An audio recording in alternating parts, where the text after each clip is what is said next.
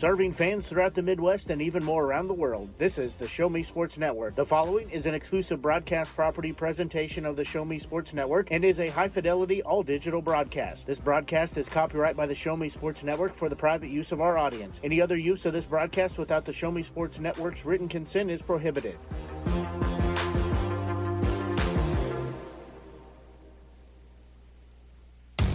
Pre-game show on the exclusive home for Renegades baseball, the Show Me Sports Network. We'll recap last night's highlights, set the stage for first pitch, and even get the thoughts of the head coach during the pre-game show.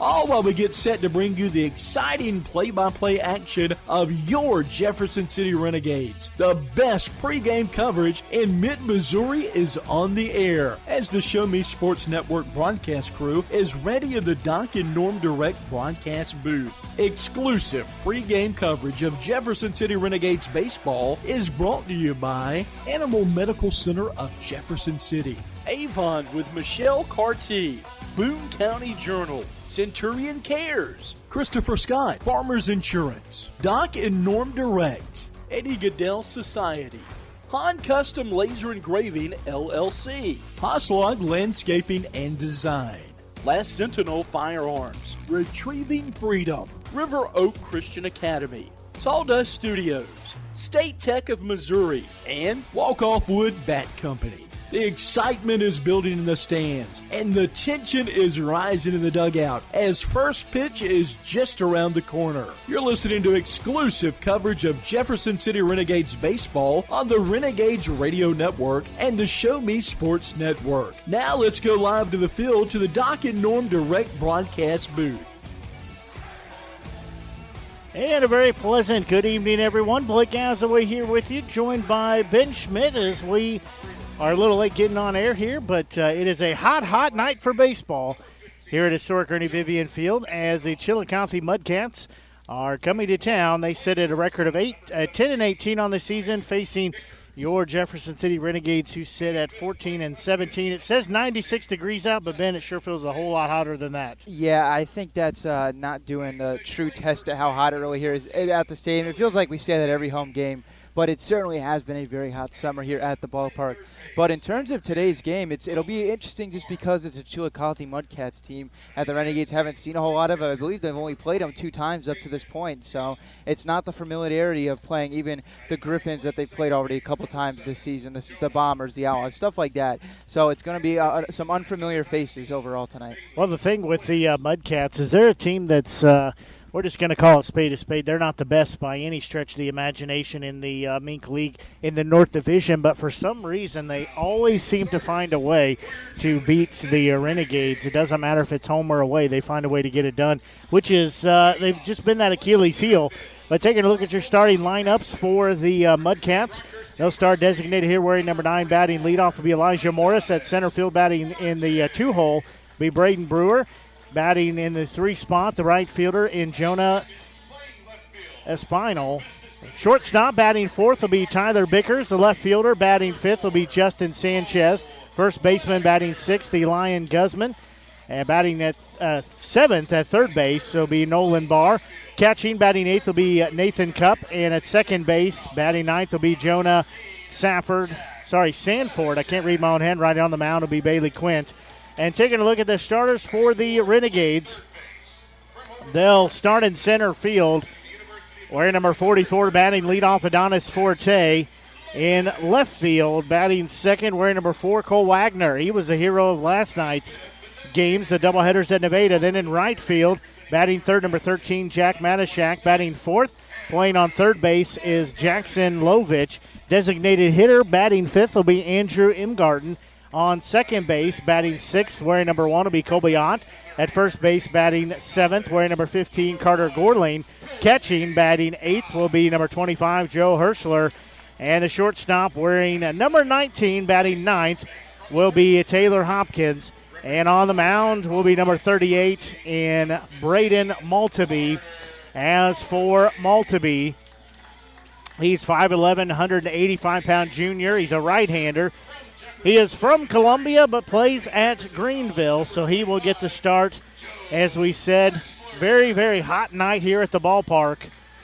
but it should be a great night for baseball. The Renegades splitting games last night at Nevada. They lost game 1, won game 2. Really, we had a lot of fireworks. We saw had Wagner hit a couple of home runs, one in each game, had an inside the park home run as well, and even got to close out the game on the mound. That's really all you can ask for from a player. Yeah, that would honestly be a good week for a certain couple of players, and Cole Wagner did it all in one day. I mean, showing off the power for his first 2 bombs, and then with the pitching, we saw his first outing last week against the Crush. Didn't have the strikeout stuff last night, but good enough to pitch a whole inning without allowing a run. So I think that's a weapon the Renegades could look to maybe utilize a little bit more in terms of the versatility that he provides.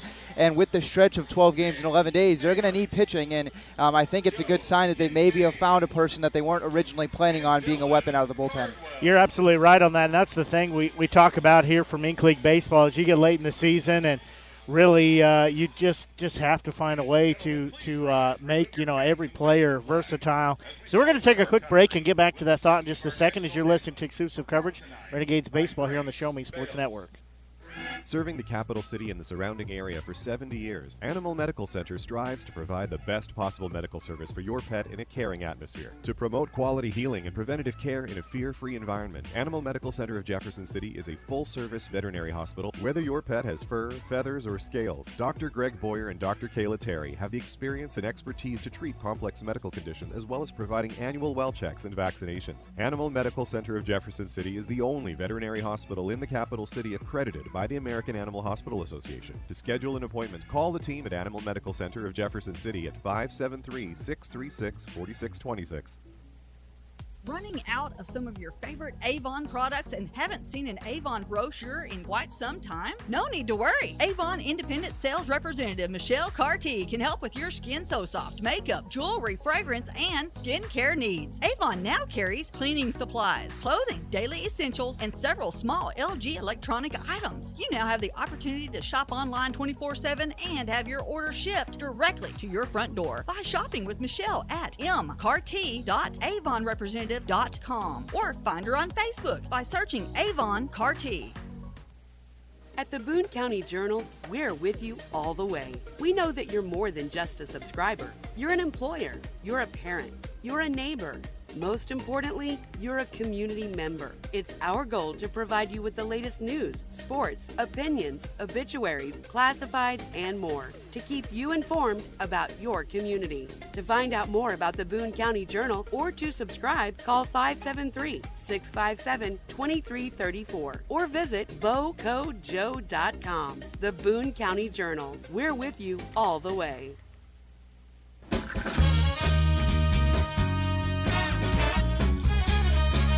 Nice job of the national anthem being performed here at the ballpark.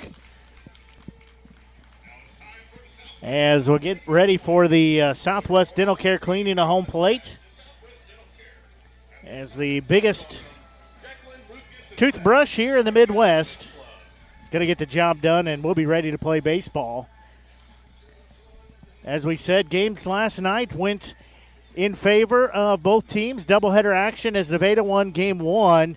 Really, it should have been the Renegades as the victor there. I think very safe to say they kind of gave it away, but, they come back, bounce back, and really looked well in game 2. Yeah, I think it's hard enough to bounce back on a doubleheader when you lose the first game. And then when you throw in the fact that the way they lost game 1 with the runner leaving too early in a game, that seemed like they had it in their grasp to either come back or take the lead in the 7th. So to bounce back the way they did, put up 9 runs, put the game away in the 7th, I think speaks a lot to some resiliency of this ball club, because it would have been so easily to lie down and get absolutely shelled in that second game with all the momentum being in favor of the Griffins. But they came right back out, punched Nevada in the mound. 2 batters in, they were already up 1-0. So I think that speaks a lot, and I expect that momentum carrying into tonight, especially with one of the frontline starters for the Renegades on the mound. Well, the thing that I liked about it, too, is I was at the game, spent it down in the dugout for you and Bryce to have the call of the game. But, definitely the players were having fun. They were having fun in game 1, but game 2, they for sure just kind of let their hair down and enjoyed it. Maltaby was having a good time down there, chasing down some foul balls, doing some things like that because he was having the start here tonight. So, it just was a chance for them to really just, as I said, enjoy it, just have fun at the ballpark. And that's kind of what the message was between games. from head coach Mike D'Amelia is basically, game one, it was on themselves. It shouldn't have come down to that last play. There were plenty of opportunities, one of which was when their bases were loaded and they only were able to score one run. But you know what? They had another game, so they just got to kind of wipe it from their memory, get ready, and play game two, which they did. And, got to see Wagner, again, having 2 games, back-to-back games with a home run, had a inside-the-park home run in game 2, as well as got to close out the game. And most importantly, that saved Tanner Schmidt from coming in to relieve the game, because then that put him on a couple of days' rest. So, it doesn't seem like much, but overall, in the grand scheme of things, that's a big, big thing. Yeah, another player, too, Jackson Lovich, I think he started 0 for 4 across the first 2 games, and then you mentioned this to me, kind of said in the dugout, I'm going to make an adjustment, and then goes out and drives 3 runs with 2 singles in his last 2 at-bats.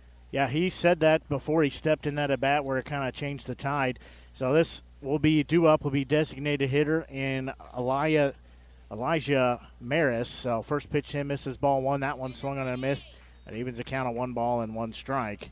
Yeah, that was a couple good back-to-back pitches, although Maltby missed with the first, came back with the off-speed down and away and got a swing and a miss. If he can continue to mix and match like that, he's going to have a good night on the mound. That pitch is going to be upstairs, so that'll make it 2 balls and 1 strike as he steps to plate here. With the 2 pretty good starting pitching performances yesterday by the 2 Renegade starters as Maltby throws a strike, I think there's a little bit less pressure on now the Renegade starters to pitch deep into these ball games. We're seeing, at least for the last time through the rotation, free and easy out of these arms, and it's kind of turned into where you kind of expect 6 innings now at this point out of them. Yeah, they're being very consistent with that, and like we said, getting late in the season, that's really all you can ask for, because the arms are going to be in short supply right now from here on out with the remainder of the Make League season, as everybody vying to get into the postseason race. 2-2 offering that one upstairs, gets by the catcher. Yeah, to play 14 innings yesterday and have to use just 2 relievers, I think is a really good sign. And with Carricker, too, going 5, that's a 9-inning game. Maybe he even pitches any longer. Welch was kind of near the end of his line, got through 6, and looked to be, that's kind of right where his limit had reached. But overall, just the 2 starters, Carricker and Welch, a fine job yesterday. That one's going to be fouled off, so we'll stay full at 3 balls and 2 strikes. Yeah, Maltby not super crisp with the command so far. Only 1 batter, so obviously very early into this ball game, but has missed way outside on a couple and then just hasn't had the put-away pitch yet. So payoff pitch on its way. That one's going to be fouled back. So we'll do it again. Try to get back-to-back fastballs to blow it past him, 4 strike 3, and both times just able to make contact. So like I said, obviously first batter very, very early into this one, but hasn't found the strikeout pitch yet. So Maltby looks back in. His payoff pitch. That one's going to be a bouncing ball right back into his glove. He'll flip it out to himself. Flip it over to first base to Gorling for out number 1. And then adds a little bit of a pizzazz to that ending with the celebration. Kind of held the arm out. Put both of them out like he was flying around on an airplane. Just having fun out there. I like to see that. So now this will be center fielder, and Braden Brewer will be stepping up. He's just waiting for a home run. I didn't realize that's who that was. I said hi to him just a few seconds before the game started. That's a great view. So first pitch, that one's going to be fouled off to a Brewer. So they'll be down in the count at 0-1.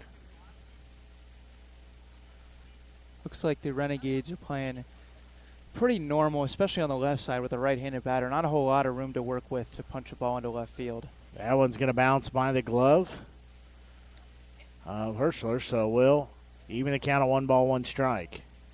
I'll tell you what, this is probably the best defensive infield, this combination right now that the Renegades got out there. Lovich, Hopkins on the left, Allen Gorling on the right. All 4 about as sure-handed as you can get. That one's going to be ripped, and they say fair ball as it goes down to the left corner. Wagner will have to go chase it down. Runner will be at second, and looks like Wagner misplays it, as now on third base will be Brewer, so he's going to get credit for a double, and then an E7. Yeah, first of all, a questionable call down the left field line. Went off the bat, wasn't sure. But then it just rolled, and like you said, the misplay by Wagner could be very costly, because otherwise that's just a double. But now on third base, a ball put in play makes this 1-0, whereas if the batter was still at second base, I mean, ball in play can't necessarily hurt you. So Jonah's a spot roll. The right fielder will be due up now as he steps in here. That one's going to be fouled off. So he'll be down in the count at 0-1. Trying to look at the fielding percentages for this Renegades infield. I believe, though, yeah, all 4 of these infielders have a fielding percentage over 900, so 9 times out of 10, and it feels like even more that these guys on the infield are making the play. So Malpe's going to have some help out there. That one's also going to be fouled back, so they will try it again. In an 0-2 count here, if Malpe can put him away on a strikeout, that would be huge because then it gives you a chance with just any out to end the inning and keep the first run off the board. So no balls and 2 strikes. That pitch in there for called strike 3. Yeah, when Herschler caught that one, I was saying, yeah, or at least I was thinking that better be rung up strike 3. It looked like perfect location on the outside corner at the knees, and not a whole lot you're going to do with that as a hitter, but perfect location there by Malpe. So 2 outs here now as stepping back in is Tyler Bickers, the shortstop. All to be looking to get out of this inning. Sure, in the runner at third. That pitch is outside. Herschler keeps it in front of him and has to go back and find it. So that'll make the count 1 ball, no strikes. Important for Malpe here to stay locked in. Gets the huge strikeout for out number 2, but now has to keep his guard up and make sure that he doesn't give up a 2-out RBI knock in this situation. So 1 ball, no strike count, 2 outs here. Next pitch. That one's going to be fouled off. That's the umpteenth foul ball we've seen in this half of the inning. Yeah, it feels like we haven't seen a whole lot of swing and miss yet. Just a lot of foul balls. A lot of at-bats where the person swinging has been late, but Malpe just kind of a few ticks under in terms of the velocity to get it actually past the batter. That one's going to be a ball lifted high in the air. Coming in is Forte, and he will make out number 3. As that will leave a runner stranded at third base. No runs were scored. We'll go to the bottom half of the frame as you're listening to exclusive coverage. Renegades Baseball here on the Show Me Sports Network. At Centurion Cares, for more than 3 decades, their focus has been on exceeding customer expectations for contact center software solutions. Their innovative communication solutions include utility interactive voice response software that allows for smart communication features that let your utility deliver superior customer service 24/7. They also provide other streamlined services like automatic call distribution, automated customer callback, reporting, and quality assurance. To find out more about how Centurion Cares can help your business, call them at 727-421-5300 or look them up online at centurioncares.com. Centurion Cares, innovative communication solutions. When things come out of left field, having a game plan matters. Farmers Insurance has over 90 years of experience helping people play through every stage of the game. We've seen almost everything, so we know how to cover almost anything. Talk to Farmers Agent Christopher Scott at 573-896-0131 to see how I can help you stay in the game. That's Christopher Scott at 573-896-0131. We are farmers. Bum, ba-dum, bum, bum, bum, bum. Underwritten by Farmers Truck Fire Insurance Exchanges and Affiliates. Products not available in every state.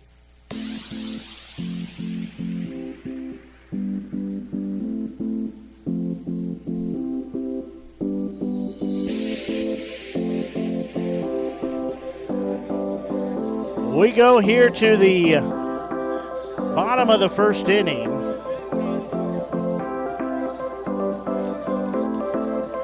As leading off, it'll be Adonis Forte. So Forte will be starting in center field. Sorry, trying to get our audio dialed in here. A little better. See if that's maybe a little better. I don't know if anybody can. Maybe that's better. We're going to go with that at least. Does that sound better in your headset? What? Does that sound better in your headset? Apparently not, because you couldn't hear me. With the music, it's good when the music's not going. But regardless, Adonis had a good night at the plate last night. His RBI single in the second game, not at things at 2 in a game the Renegades were trailing after a couple innings. And also, he took the ball opposite way for that RBI single. So it's always a good thing, I think, when you see a lefty hit the ball to left and a righty hit the ball to right, because it means they're able to spray the ball all the way around the field. So this will be Adonis Forte stepping in as Forte. find him here in the roster. Forte, 5'11", 185-pound freshman. He's from Omaha, Nebraska, plays at Rockhurst, left-handed batter. He's a right-handed thrower. So first offering to him. Misses outside, ball one. And Forte hitting .292. That's second on the Renegades in terms of guys that are eligible in terms of at-bats. The two leaders in Boyer and Steelman only have 8 combined at-bats, or actually 8 combined at-bats. That ball's going to be hit a mile in the air. As center fielder going to his left, he'll camp in front of the Doc and Norm Direct broadcast. The Doc and Norm Direct sign for out number one. As we said, we're coming to you from the Doc and Norm Direct broadcast booth. That was to be Cole Wagner. Wagner, 5'8", 170-pound freshman. He's from Festus, Missouri, plays at Rockhurst, left-hander across the board. He is an outfielder, an infielder, a pitcher, pretty much Mr. Utility. Yeah, Wagner, I always knew, y'all see as you could see how good of a hitter he was, but then to turn on the power, pull the ball out to right field both times last night, I think that was a really good showing. If he has more of that as the season goes on and wraps up, I mean, he'd be one of the Renegades' best hitters come playoff time. Probably already is. First pitch to him called strike one. So one out here. As next offering to Wagner. That one misses low. We'll even the count at 1 ball and 1 strike. Hopefully you're enjoying today's broadcast. Blake Gasway here with you. Joined by Ben Schmidt here on the Show Me Sports Network. Also for Wagner, 21 walks, by far the most on the Renegades. That one upstairs. He'll take ball 2. Just shows he's very patient at the plate. Stays with it. Well, he looks to be the only Renegade with more walks than strikeouts. He's got 21 walks to 17 Ks. That one misses low, so that'll make it 3 balls and 1 strike. On the mound, Bailey Quint. Wagner also sporting a 4.56 on base. That's pretty incredible for how many games we've played. 3-1 offering. That one down central. That'll be called strike 2. I mean, to think about the fact that we're sitting here, Renegades are, 13 and 17, I believe, so that's 30 games, and he's getting on base essentially 1 out of every 2 times. I mean, that's pretty wild. Well, that's really exactly how you draw it up, what you're looking for. That one low, so he'll take another walk, as that'll be issued to him on a full count, so he will jog on down to first base. Now this will be Jack Matashak. For Matashak playing in right field.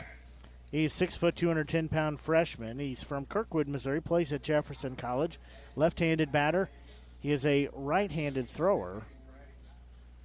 Yeah, Matashek, too, by far the Renegades leader in terms of average. Only qualified player hitting over 300 at 329. So he goes back to the red cleats here. Red spikes. First pitch to him, misses inside, ball 1.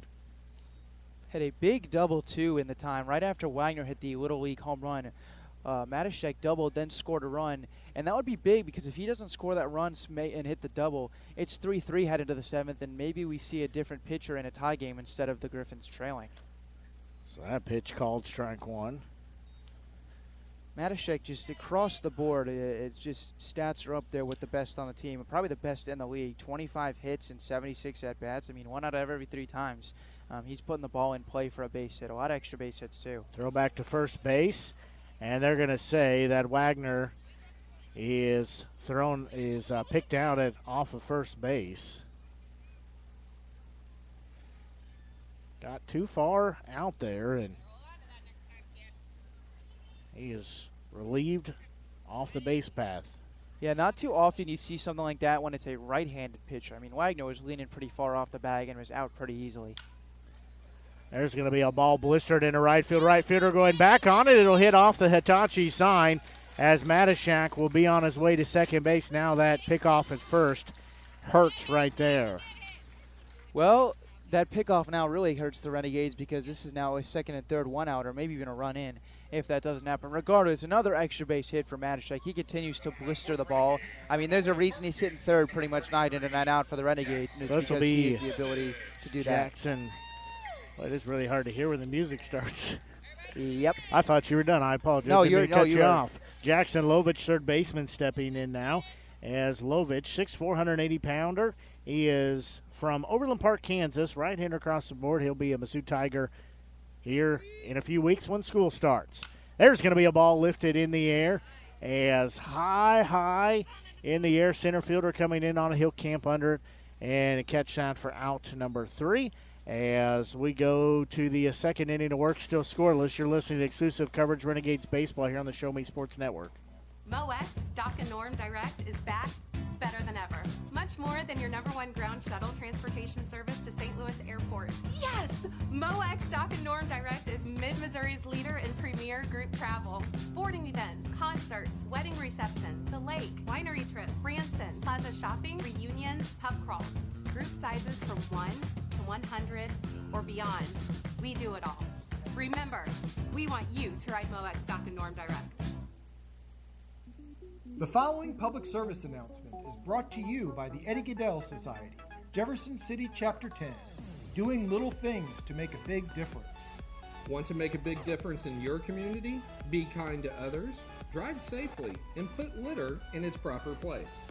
Join us in celebrating Eddie Gaedel's historic Major League appearance as a member of the St. Louis Browns by doing something nice for someone today.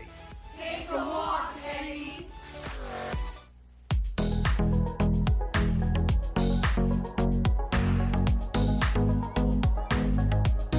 Well, both teams have a hit in their respective half of the first inning. Both teams strand a runner on the base path as well. However, neither team is yet to score a run as we will go to the top of the second inning. It'll be batters 5, 6, and 7 due up here for the Mudcats. Best thing about this is I can hear you in my headset now. This is yeah, so we're much trying better. to get everything dialed in a little bit here, and I think we've got almost the right combination now. Well, your phone never misses a beat to give feedback, does it? No, it does not. There's not a lot of guarantees in life, but the guarantee that I can give you is Ben's got his phone out. It will pick up on the broadcast for sure.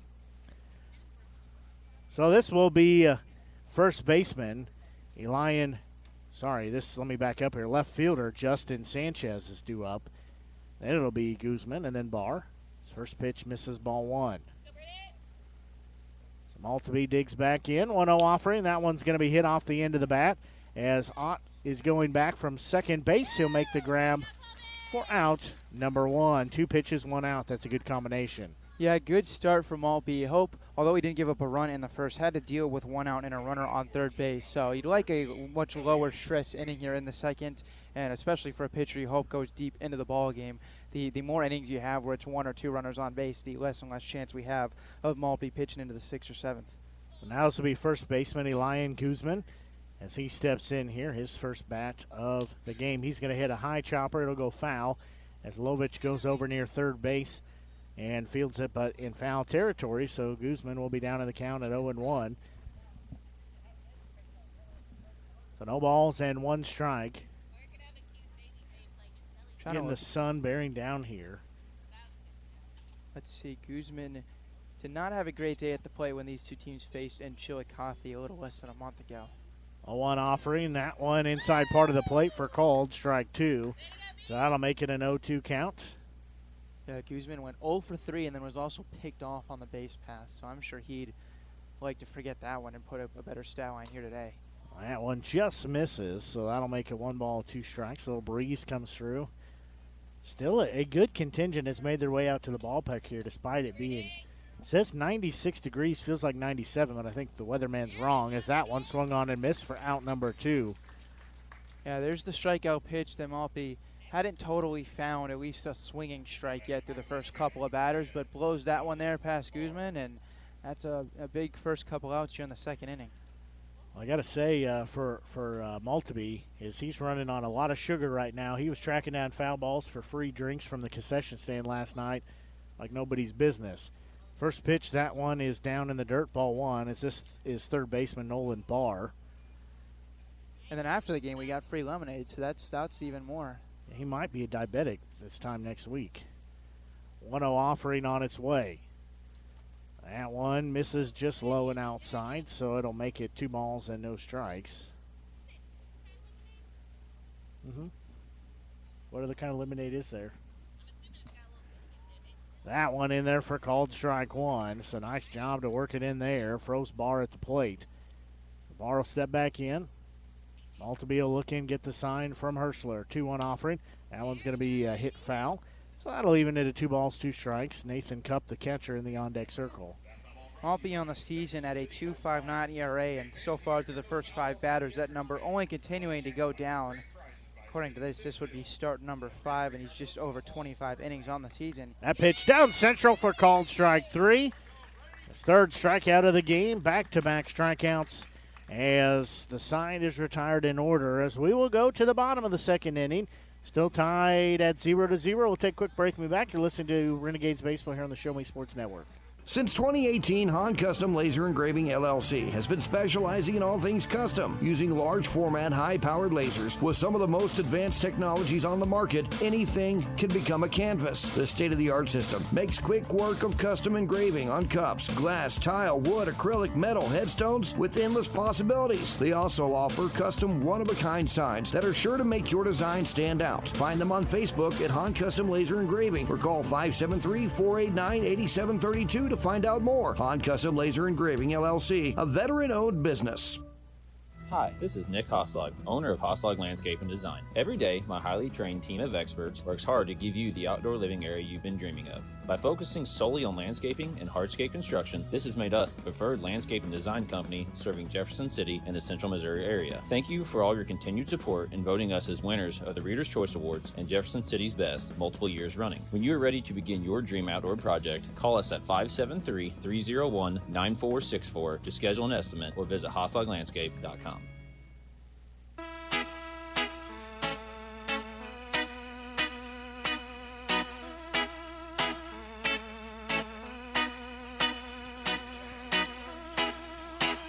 We go to the bottom of the 2nd inning now, still scoreless.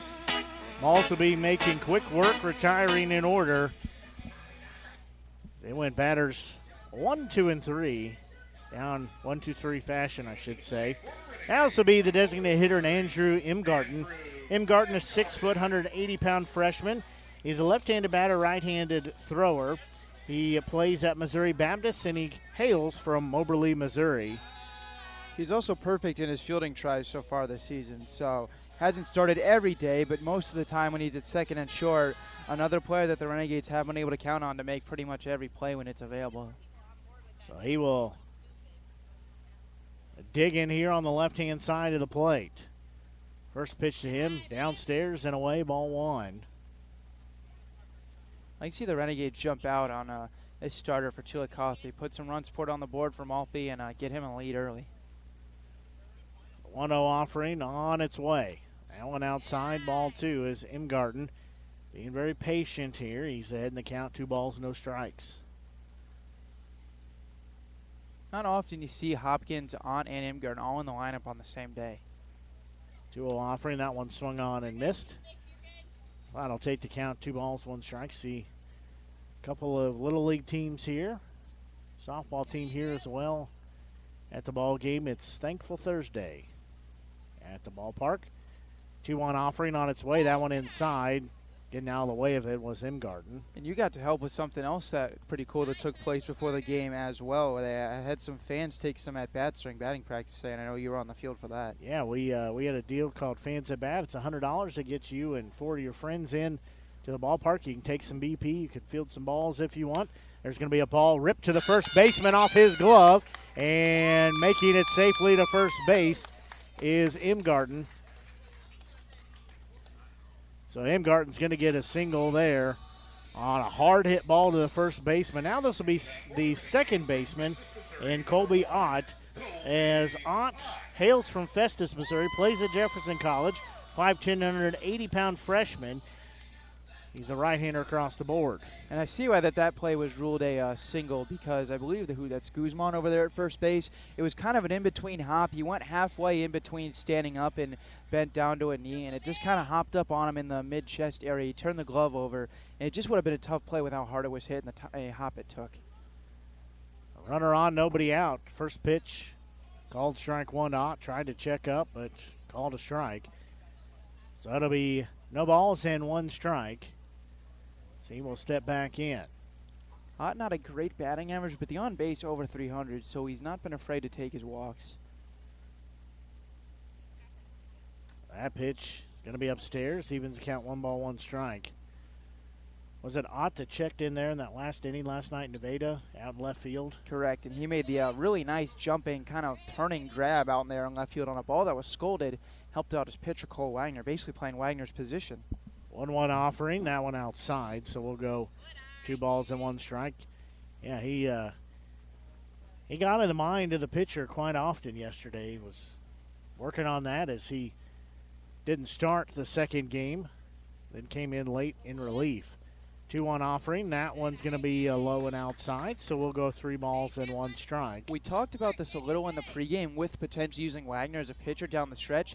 And now that you see that Ott's kind of a viable option out in left field, that's a big thing for the Renegades, because if you put him out there, you can use Hopkins and Imgarden on the middle of the infield. That's 3 really good defenders all in the lineup at once. 3-1 offering. That one's going to be fouled back. Yeah, you're absolutely right on that, and that's really been a gem, a little hidden gem for the Renegades this season, is having players that could really hop in there and put anywhere you put them on the field, they can find a way to be productive and help the team out. So full count pitch now will be forthcoming. It's on its way. That one is going to walk him as it froze the umpire, but he says take your base. And with that walk, Ott joins the double-digit club on the walks for the season for the Renegades. He is now the 6th player to be in double-digit walks for the Renegades. So not a huge club. Ott now joins them with his 10th base on balls of the season. So now this will be Carter Gorling, 6'3", 200-pound freshman. He plays at Colorado Mines from the Woodland, Texas. Right-hander across the board. He's playing at first base here tonight. So Quint will check on the runner at second. Now he'll deliver the ball to home as Gorling will get under it and pop it up. As a shortstop or second baseman going out, then it'll be called off by the right fielder for out number 1. Yeah, that's big right there, especially after you have back-to-back guys work their ways on base via free pass, or the second coming via free pass. Obviously, Gorling, not what he was trying to do, but swinging at the first pitch and making a quick out could really come back to kind of bail out the starting pitcher for Chillicothe and really could turn around this inning. So now this will be the catcher, Joe Hirschler, 6', 200-pound freshman. He is from Jefferson City, plays at Jefferson College, right-hander across the board. Quint checks on the runner at second. First pitch is in there, called strike 1. So he will be down in the count. Is Hirschler at 0-1. And 1 out with 2 runners on. That's Imgarden at second, on first. Neither team has scored yet here as we play in the bottom of the second inning here at historic Ernie Vivian Field, as the Mudcats in the Mink League North Division facing your Renegades here in the South Division. So 0-1 offering will be forthcoming here after a long look in by Quint. So 0-1 pitch. That one even at 1-1 now as it missed outside. With the first baseman, Guzman, playing pretty much right behind the runner on at first, and the second baseman, don't know who that is, but he's playing a little closer towards the second base bag. A ton of room to work with on the right side. If Hirschler can get it over there, I mean, that ball is likely headed for right field. Next pitch on its way. That one missed outside. So that'll make it 2-1 strike, and the on-deck circle will be shortstop Taylor Hopkins. Hopkins at 271 on the season with a 322 on base, so a promising hitter on deck. 2-1 offering. Swung on and missed. That'll even the count at 2 strikes. When you look at the overall statistics for the Renegades, I mean, having a 271 hitter in the 9 spot just proves this is a pretty deep lineup from top to bottom, and a lot of guys that they can mix and match to create the starting 9. So 2-2 count. Pitch on its way. That one gets by the catcher. Everybody's going to advance a base path. They will throw down to second, but in safely is Ott. Bold move there by the catcher to throw that ball down to second base, because Ott was going to be in there pretty easily, but risk having that ball maybe go into center field, and with 1 out could have meant a trot on home for Imgarden from third base. So now it'll be a full count again, 3 strikes. This is the third time now we've seen a full count at bat. That one outside. So it's a 6-pitch walk. So Hirschler will jog on down to first base. So now bases loaded with Taylor Hopkins. Was going to say just a moment ago, pretty important that Hirschler swing in a 2-strike count and just put the ball in play, but he didn't have to because that ball was nowhere close, and the walk loads him up. So bases loaded now for Hopkins. First pitch to him, misses low, ball one. Again, we're still scoreless here, as M. Garten will be at third base, Ott will be at second base, and Herschler will be at first base. 1 ball, no strike count. Again, 1 out here. Single likely makes it 2-0 with Ott at second base, speedy runner. 1-0 offering. Hopkins is going to watch that one go by low, so he'll be heading the count at 2 balls, no strikes. Donis Forte in the on-deck circle if Hopkins finds a way to get on the base path. If I'm Hopkins with 2 walks already this inning, I think I'm taking until I get a strike unless this next pitch is right down the middle. There's going to be a bouncing ball. It'll be gloved and flipped into nowhere as everybody will be safe. So it'll be an E6 with an RBI, as that was hit on the money to the shortstop. He bobbled it. Off the bats, that ball hit right to Bickers. I mean, if he feels that cleanly, that may be a 6-4-3 double play in the inning and keep things scoreless. But then the bobble kind of just caught everyone off guard and allowed everyone to be safe. Huge break there for the Renegades, because otherwise it could be inning over right now. This will be Forte, bases loaded, 1 out. He'll watch the first pitch miss, ball 1. So Quint on the mound here in his second inning of work has given up 1 run. He still has the bases loaded now, as it's Ott on third, Herschler on second, Hopkins on first. 1-0 offering to Forte. He'll pop that out of play. So that'll even the count at 1 ball and 1 strike.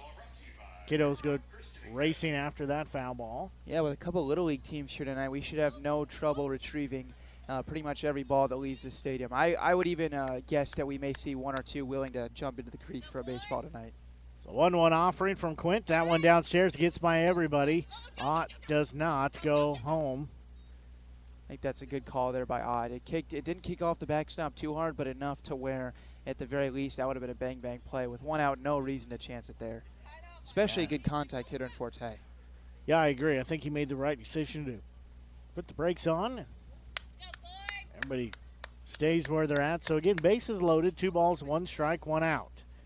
Quint's next delivery on its way. There's a bouncing ball into the glove of Quint. He'll throw home, but overthrew the catcher from halfway to home plate. And the run scores as Ott does a great job to check up and not run into the forced tag.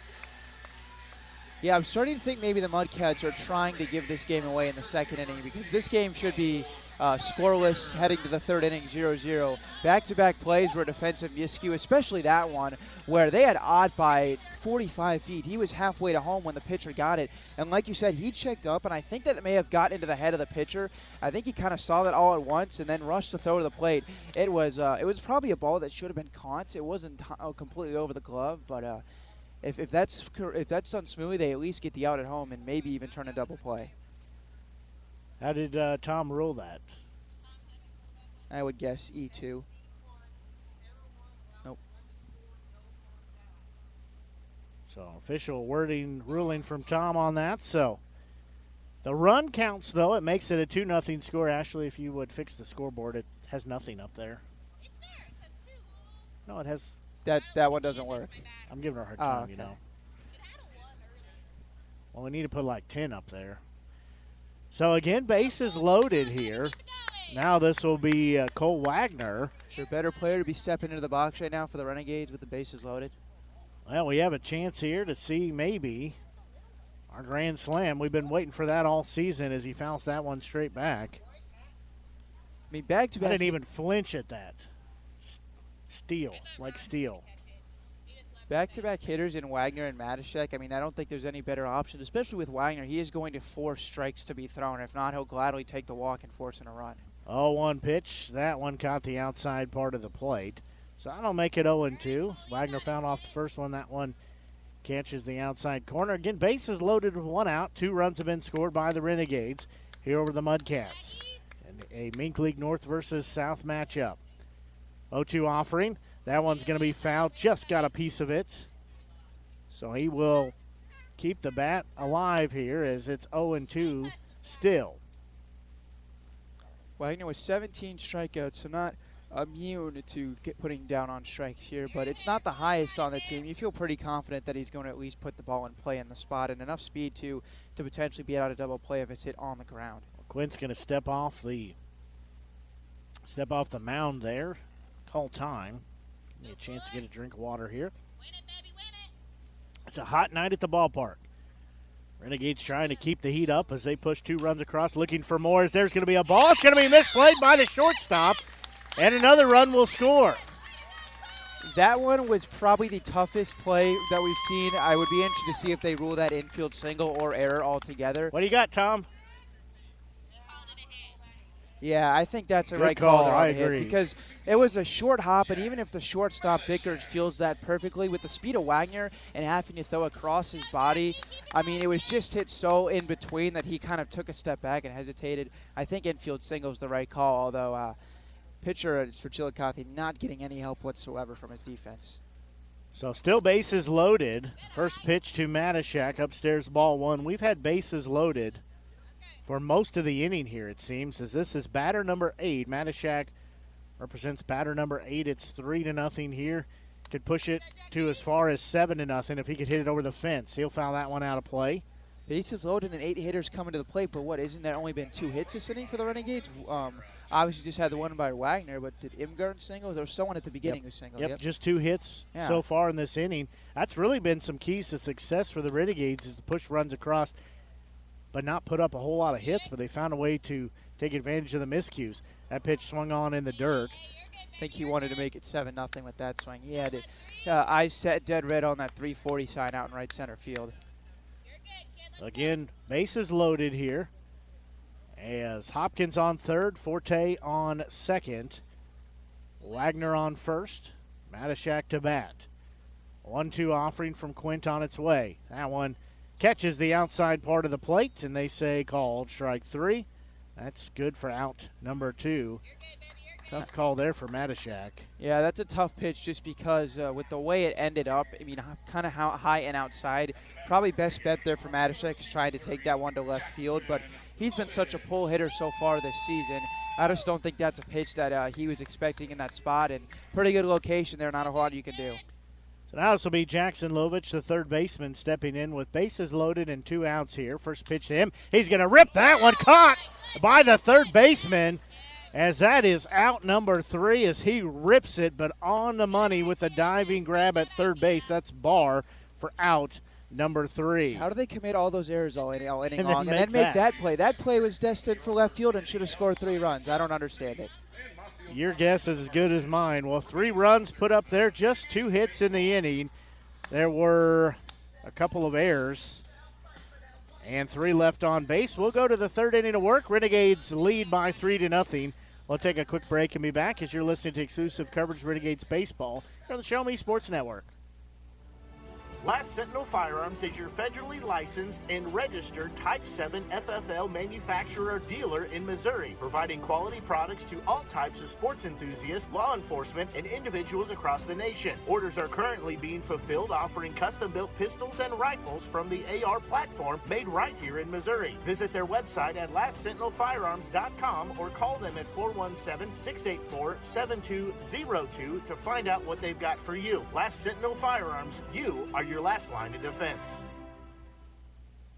Hi, I'm retired Army Sergeant Trent Dirks, and I want to tell you about an organization that saved and changed my life forever. Retrieving Freedom provides highly trained service dogs to veterans with disabilities and children with autism, absolutely free of charge, thanks to the generous donations and support from people just like you. Experts from Retrieving Freedom help throughout the entire process, from fostering programs through service dog placement. Retrieving Freedom gave me the skilled service dog Tracer, who has been my best friend and my lifeline. To find out more about how you can get involved, volunteer, foster, or to donate, visit their website, retrievingfreedom.org. Retrieving Freedom, changing lives through the training and placement of service dogs for veterans with disabilities and children with autism.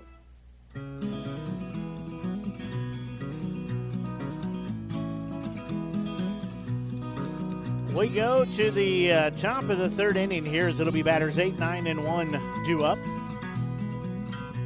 As Maltby entering his third inning of work here. That's a big swing and a miss from Nathan Cup for strike 1. Then Jonah Samford will be in the on-deck circle. He's playing second base. Cup playing behind home plate. That designated hitter is due up. That one hit foul down the first base line. Gorling will get it, so it'll be quickly 0-2. Maltby now given 3 runs of support. Has to feel good. The only thing you worry about with a pretty long inning, sending 9 to the plate, having to sit for a while in between time still and pitches. But quickly ahead 0-2. Doesn't look initially like that time off's going to affect him. So 0-2 offering, that one a bit outside. Tell you what, Maltby is throwing that fastball with about everything he has. When he comes with the heat, he's putting the whole body into it. Some guys it's light and easy, but for Maltby, he is really using the whole torso. That one's going to be another ball hit in the air. As coming in on it'll be Forte. He'll make the grab in center field for out number 1. So now this will be the second baseman in Jonah Samford. Exactly the start you want there. After scoring as many runs as the Renegades just did, have your pitcher come out, get the first out, don't even try and give Chillicothe a chance to start a rally here. Samford batting 9th in the lineup. After this, we'll go back to Maris at the top of the lineup. First pitch to him. In the dirt, ball 1.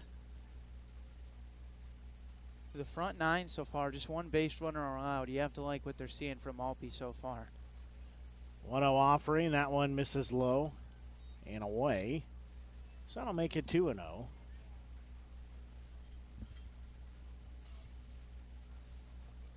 Maltby looks in, gets the sign from Hirschler. 2-0 offering on its way. That one's going to be ripped foul down the third base side, so I'll put the count. 2 balls, 1 strike. And 3 runs in favor of the Renegades, no runs in favor of the Mudcats. So we play here in the top of the 3rd inning. 2-1 offering. There's going to be a bouncing ball. It'll be taken by Lovich. He'll throw to first in time for out number 2. Well, Maltby so far this season, opponents hitting .231 off him coming into this game, and that number continuing to drop 1 time through the order tonight. When you retire 8 out of the first 9, I mean, it's a game where Maltby could continue to drop that opposing average close to the 200 line. He's only given up 1 hit, has 3 strikeouts, has no walks in the game so far. So 2 outs now. First pitch to Maris bounces across home plate, so we'll go 1 ball, no strike. And the 1 hit that Maltby did give up was a ball just on the third base part of the bag down the left field line. That's a call very easily, I think, could have been called foul and really would not have been too shocked. 1-0 offering on its way. That one downstairs. Tried to get him to chase that, but he did not. Maltby obviously able to work out of it when he did give up that extra base hit. Has kept things scoreless, but just interesting to think that first time through the order really has not had any sense of trouble. There's going to be a ball again, fielded at third by Lovich. Throw to first in time. So back-to-back 5-3 putouts. That'll take us to the bottom of the 3rd inning as still a Renegades lead. We'll take a quick break and be back. You're listening to exclusive coverage Renegades baseball here on the Show Me Sports Network. River Oak Christian Academy has been providing a strong biblical foundation and academic excellence within a Christian environment to students for more than 16 years. Located in Jefferson City, River Oak Christian Academy offers kinder prep through 7th grade with 8th grade to be added in the 2023-2024 school year. River Oak Christian Academy's primary goal is the discipleship of the next generation to impact the world for Christ. Average class sizes are just 16 students with a student body composed of families from over 30 area churches. Kinder prep offerings include 3 and 5 full-day sessions, with kindergarten offering a half-day and full-day programs. To find out more about River Oak Christian Academy, call them at 573-634-3983. Creating custom, handcrafted woodworking projects has never been easier. Become a member of Sawdust Studios and enjoy 24/7 access to a woodworker's paradise. Outfit with industry-leading professional-grade tools, Sawdust Studios offers endless woodworking possibilities. Don't have woodworking experience? No problem, as Sawdust Studios offers affordable classes from a community of woodworkers, experienced designers, and master craftsmen. Youth classes are also offered for those junior woodworkers. For more information, search Sawdust Studios on Facebook or find them online at sawdust247.com. Sawdust Studios, your community woodshop.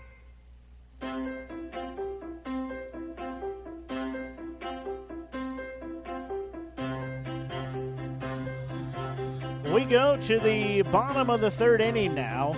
The Renegades again lead by a score of 3-0. As we'll start right back where we started last inning. It'll be batters 5, 6, and 7 due up. As 9 Renegades came to bat last inning, they were able to put up 3 spots on 2 hits, couple errors committed by the Mudcats. However, the bad news is they left 3 on base, did the Renegades, so it'll be Imgarten, Ott, and Gorling. Have to like what you see, though. He talked about leaving the 3 on base with the robbery against Lovich. I mean, when you think about the fact he had 2 hits, 3 RBIs last night, and was just a couple inches away from having another one and probably 2 to 3 RBIs tonight. I mean, he's seeing the ball well, hitting over 257 on the year. I mean, he's picked things up as the season has progressed. So first pitch from Quint to Imgarten. That one's going to be a ball that's going to get down into the gap and go to the Central Bank sign. That's cut off, but headed that direction, so he'll have a leadoff first pitch single. So he'll be standing on first base. Now this will be Colby Ott. Imgarten looks good tonight. 2 at-bats and 2 singles. Hopefully it's the start of another rally for the Renegades. You know what? As hot as it is, the sun just so close to going down, but the temperature's cooled off a little bit, but it'd be okay after playing 14 innings last night with those 2 7-inning doubleheaders. It'd be okay if we ruled the game tonight, got a little shorter. That one called strike 1. Well, you can thank Chillicothe third baseman for this game not being a probably 6-0 right now, because with Barr making that diving catch, with how far that was hit down the line, that probably makes this thing 6-0, and then, like you said, well on our way to a potential run rule. Next pitch to Ott's going to be down in the dirt, so we'll leave in the count at 1-1 strike. And that sun made it very brutally hot, but it's kind of just peaking down below the tree line, so cooling it off just a little bit. It's noticeable cool off. As Quinn will peek over that shoulder. Now 1-1 offering, swing and a miss there by Ott, so we'll go 1-2 strike count. Much different with the sun here at Vivian Field compared to Lions Stadium last night, where there it's pointing at it's from our backs out into the field, and actually looked like it kind of had an impact on the outfielders in the 7th inning of the first game. 1-2 strike count. Quint looks in. Next pitch, swung on and missed as that ball was high, but got Ott to chase after it for out number 1. Imgarten is faked like he's going to go a couple times, maybe just trying to get in the head of the pitcher, but also would not be shocked if they do put him in motion at least once here in the next couple of pitches. So Gorling, the first baseman, will step in here as he popped out to right field in his only at-bat so far here tonight. He'll get set. First pitch downstairs in the dirt. Ball 1. Yeah, it seemed like Goring was one of the only guys who didn't get to benefit from the errors that happened in the second inning that benefited the Renegades, but could start another rally or at least keep it going if he can get his first hit of the night with a runner on base. Gorling rocks back and forth, throw back over to first as Imgarten back safely. Pickoff move looks to be pretty decent for a righty. We saw him pick off Wagner earlier, and although Imgarten pretty easily back in there, did have to go head first into the bag. It wasn't a most of the time against a righty pitcher at first base, they're going back in standing. Imgarten's going to go to second. Pitch was up. Throw is offline. He'll be in there safe, so a stolen base for Imgarten. Not a terrible throw. Like you said, a little bit offline to the left side of the second base bag, and it was still a pretty close play. So credit to Imgarten for swiping the bag, but if that throw was on the money, we may be looking at a caught stealing right there. So 2 no strike count. Again, Quint will look check the runner at second. 2-0 offering. That one's going to be a bouncing ball. It'll be gloved by the shortstop. He'll throw to first in time for out number 2. However, Imgarten does get over to third base. Sure felt good for him to make the perfect play there out at shortstop based on how the way the second inning went. Like you said, pretty much made that on a field and throw over to the bag perfectly. So now this will be the catcher and Joe Hirschler. He walked his only at-bat so far tonight. He steps in here on the right-hand side of the plate, has a runner in scoring position. First pitch, ball 1. Like to see the Renegades continue to tack on here. And obviously scoring the 3 in the second innings, but the more pressure you continue to put on Chillicothe forces them to get the bullpen up earlier, puts the Renegades really in control. That pitch, that one in there for called strike 1, was able to drop it into the strike zone, so Hirscher will be even at 1 strike count. Good contingent of fans have made their way out to the ballpark here tonight. 1 strike count.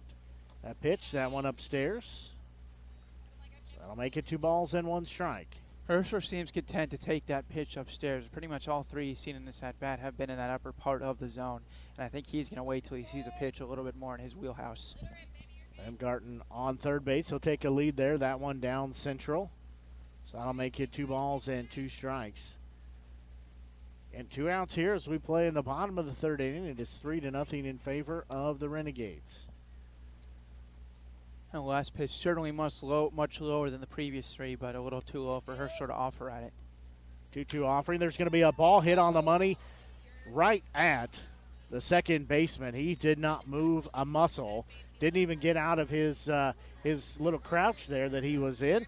Catches it on the money for out number 3. So, despite having a leadoff hit and a stolen base, Imgarten gets stranded at third base. So we'll take a quick break and be back. You're listening to exclusive coverage Renegades baseball here on the Show Me Sports Network.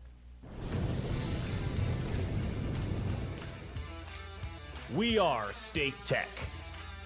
We are hands-on education. When you choose the #1 2-year college in the country, you know you will be ready for your career. That's why at State Tech we say, from the classroom to your career, we are the employer's choice. We are State Tech. Throughout the course of any game, different actions stand out to different people. But everyone remembers a walk-off, especially if it's a walk-off wood bat. Handcrafted right here in Missouri, Walk-Off Wood Bat Company bats are made with premium-grade maple, ash, and birch, fully customizable to make it truly yours. From the length and weight to the barrel and handle color, you're able to customize every feature of your wood bat, including personalized engraving with a 45-day warranty. In addition to selling custom handcrafted bats, they also offer a selection of bat accessories, including lizard skin bat grips and batting gloves. To help find your confidence at the plate, give Walk-Off Wood Bat Company a call at 816-261-1014 or visit wowbats.com.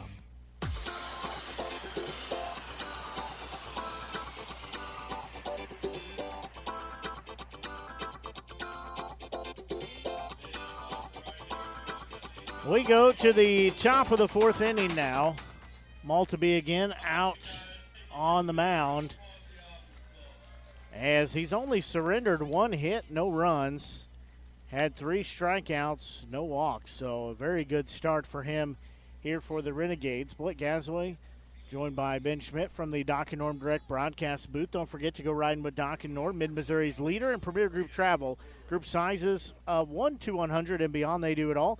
Doc and Norm Direct, also the official transportation provider of the Renegades. They get us to a road game safely, efficiently, most importantly in style, most importantly even above in style, is they have a nice working air conditioner, which was great on the way back from Nevada last night as Braden Brewer, the center fielder, he had the only hit, that double, that then he reached third on. He's looking for hit number 2, and it will get down as that drops in front of Forte in center field, so he will have a 2-for-2 day. This time he's held at first base, so he will have a leadoff single as Doc and Norm Direct. Book your next adventure with them. Call them at 573-256-1991 or email them at reservations@moexpress.com. As we said, they had the air conditioner working just fine last night on the way back from Nevada, splitting the doubleheader action there in Nevada. Got to take the brand new, or new to us at least, brand new bus. So throw to first base, back safely is Brewer. First time Maltby having to go back to the stretch since the point in the, I believe, first inning when they had the runner on third base. We'll see how he reacts this time. A little bit different circumstances. Also pitching with a lead at this point. So Spinal is at bat. Runner's going to go to second, pitch low, and cannot get in the glove and the transfer, so it'll be a stolen base for Brewer. Really don't think, even if that is transferred cleanly, that he probably would have had his chance. Looked like Brewer had pretty good lead and speed there and missed low and inside, so it would have been a tough play. Yeah, I think you're right on that exactly. That just would have been tough all the way around, so good job of Herschler just to eat it back there behind home plate for the time being. So runner on second base now. 1 ball, no strike count. Again, nobody out. 3-0 Renegades lead. Maltby looks in. He'll check the runner at second. His next pitch on its way. That one just a bit upstairs and outside. That'll make it 2 balls and no strikes. Again, Maltby on the mound. He's going to go work the rosin just a little bit. Herschler behind home plate. Gorling on first base, Ott at second. Lovich at third. Hopkins at short. Then Wagner in left. Forte in center. Matashak in right. Maltby will look back in. He'll check on the runner. Second look in at second. 2-0 offering. That one's a bit upstairs. This may sound weird, but I don't think a walk is the worst thing in the world here, especially in a 3-0 count. I don't think you come back and groove on one that sets up a double play and potentially gets you a shot at getting 2 outs in a play that would advance the runner to third rather than just one. It definitely gets you out of the inning potentially maybe a lot faster. Maltby will step off the rubber. So he will step on now again. Sun finally down, and it's going to be beautiful the rest of the night here at the ballpark at historic Ernie Vivian Field in Jefferson City. We're straight up 8 o'clock here. That one's going to bounce across home as that'll be a 4-pitch walk issued there. Took the mask off of Herschler there. Took kind of a wicked hop just on or in front of home plate and then right up into the mask of Herschler. Probably a good idea after back-to-back base runners have reached to have a conversation now between Maltby and Herschler. Blake Gazaway here with you, joined by Ben Schmidt in the Doc and Norm Direct broadcast booth here at historic Ernie Vivian Field. We're glad you're tuned in, whether you're listening on our Show Me Sports Network app. It's on the Google Play Store or also on the Apple Store. Or if you're listening on our media center at showmesportsnetwork.com, I think they're going to have a quick meeting as getting another bag of rosin there. I was going to say, I hope Maltby's all right, but it looks like it was just a rosin Yeah, I issue. wasn't sure exactly what they were calling over, but I think they just wanted some more of the good rosin, the good stuff out there. Well, when you saw him call head coach Mike D'Amelia out of the dugout for just a moment, it was kind of shades of Maltby made a start in Sedeli where his finger started bleeding and had to be taken out of the game. I was hoping we weren't about to see a similar situation, but thankfully for the Renegades, just a thing with the rosin bag. Yeah, that's the premium rosin out there now. So Bickers will be at bat. They're going to throw down to third. Lovich gets it, and they're going to say he's safe, so a stolen base there. But that was a close play right there. Burr gets credit for his second stolen base. It was a very weird play, and I don't know if Lovich did this because he saw the throw tailing that way, but he actually overran the third base bag. He caught that with 2 feet to his right of the third base bag to our left of it, and then had to kind of come back over the bag to try and make the tag. So I don't know if he did that on purpose or it was just an accident, but kind of weird. So that did go down as strike one. Runner's going to steal second as Herschler will throw back to third base. Bluff to second, but through to third. So there'll be another stolen base. That one now puts the runners at second and third. So that makes it 1 ball and 1 strike. Well, I said a walk a moment ago wasn't the worst thing in the world, but I didn't plan on both batters then stealing, or both runners then stealing second and third. It's obviously a much harder situation now for Maltby. So Maltby looks in, 1-1 offering. That one's going to be popped up in the air as Maltby will go over. So does Gorling. He'll make the grab in foul territory for out number 1. Yeah, that's a huge out number 1 for the Renegades, especially to a guy in Gorling who's got a fielding percentage just at about 96%. So that's about as sure-handed as they come. And on a ball hit really high into the air, that is so easy to overrun and kind of misread. And we've seen it happen plenty of times over on that visitor side dugout. But Gorling played it about as perfectly as he could. Didn't even have to bend back at the end. He was camped under it all the way. So now this will be left fielder and Justin Sanchez stepping in. And Sanchez goes through his pregame ritual, gives his bat a kiss. Now he's ready. Guess kiss for good luck. He's using a wow bat, so I think they're lucky enough. At least for the Renegades they have been. As first pitch inside. I don't know where that missed, but hopefully a kiss for a ground ball right at someone, and then they can come home and get the out at home plate. Or even better, just no contact made and a strikeout. Sanchez calls for time. It's granted. So he will step back in. Again, a right-handed batter. Has a crimson, or looks like crimson barrel and black or dark handle. That pitch swung on and missed. Evens the count at 1 ball, 1 strike. I can't tell if it's black or like dark gray or dark blue. It looks like it might be a dark. It might be the color of the team now that I think about it. That might make sense because they're gray and crimson. That one swung on and missed. Sanchez about lost the bat there on that swing as he gave it all he had. Huge pitch now coming up. Big difference here between potentially a base hit to make this very much a game again at 3-2, or you get the strikeout and give yourself a very real chance of getting out of this without a run allowed after second and third, nobody out. Maltby looks in, 1-2 pitch on its way. That one inside, they'll throw to third base. And runner back safely. His throw was just a little offline, but Lovich do a nice job keeping it in front of him. I like the idea there by Herschler, though. Yeah, try to be aggressive, get the runners off the base path, but keep them honest. Keep them straight up and as close to the bag as you can. So 2-ball, 2-strike count. Maltby looks in, next pitch on its way. That one's going to be a ball fouled over the first base dugout. The Kiddos run after that foul ball. And back to that pickoff attempt there by Herschel. We've seen him do that successfully in a game before. I don't remember who it was, but there was a ninth inning play a couple weeks ago here at home where he picked off our runner at third base, and ended up being huge because it ended up where the tying run was originally at second, but then the tying run then moved to the batter's box once they picked off the runner. Sanchez will call time, be granted that, as our count still sits 2 balls, 2 strikes.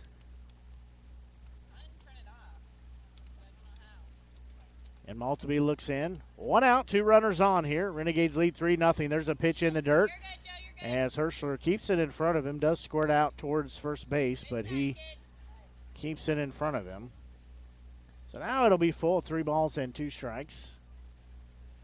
Considering you had him in a 1-2 count, I mean, with first base open, walking out the worst thing in the world, but you'd really like just to be able to put him away, especially give yourselves a chance with second and third and 2 out rather than bases loaded. And if you walk him here, then you have to get to 2 strikes once again when you were already there in this at-bat. So Maltby looks in, gets the sign. I'm expecting a ball to hit here. I don't think Maltby's going to try and get a chase. So payoff pitch on its way. That one down central, called strike 3. That's the second out, big out of the inning right there. Yep, exactly. Maltby said, here it is, try and hit it, and froze the batter right there. I don't think he liked the call, but that one looked to be a pretty decent pitch. And now Maltby looking to pull the rabbit out of the hat after potentially stranding a runner at third base that was there with nobody else. He's got 1 more to get, though. So 2 runners on. That's at second and third. 2 outs here.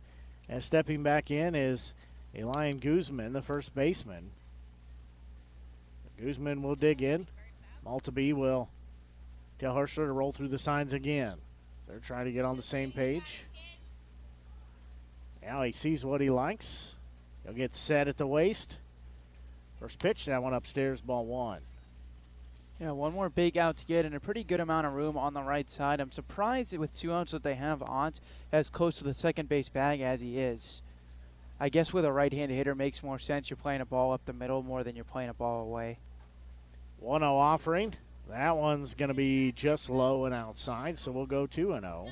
Yeah, I take that back. I talked myself through that because I realized that Ott was not playing that close to the middle, not to cover the bag, just to play for a base hit up the middle. Makes sense that with the right-handed hitter to vacate a little bit of that space on the right side of the infield. So Guzman will dig back in on the near side of the plate. 2-0 offering. Swing and a miss for strike 1. That's a big swing and a miss because that was ball 3. It was down and away. So to get Guzman to chase there and to completely changes this at bat, you're looking at 3-0 and potential bases loaded. So 2 balls and 1 strike. Again, 2 outs here. Maltby gets the sign again. He'll look home. Next delivery. There's going to be a ball. Caught on third base by Lovich. Both teams exchanging diving plays by their third baseman. One to the right. Lovich dives to the left to end the inning, and the 2 runners stranded at second and third. So that will keep it a 3-0 ball game. As the Renegades lead, we'll take a quick break and be back. You're listening to exclusive coverage Renegades baseball here on the Show Me Sports Network. Hello, Blake Gazaway here with the Show Me Sports Network. I've had the opportunity to have some amazing calls, including overtime touchdowns, walk-off home runs, and buzzer-beating baskets. But I've answered another call. That's to serve my community as a volunteer firefighter. Stop and think what would happen if your home or property caught fire and no one was there to put it out. Every day, volunteer firefighters not only save lives and property, but also respond to other emergencies. Nearly 2/3 of our nation's fire departments are manned by volunteer firefighters. And because of this, we simply need more volunteers to step up and answer the call. Stop by or contact your local fire department and see how you can become a volunteer firefighter today. I answered the call to serve my community. Will you?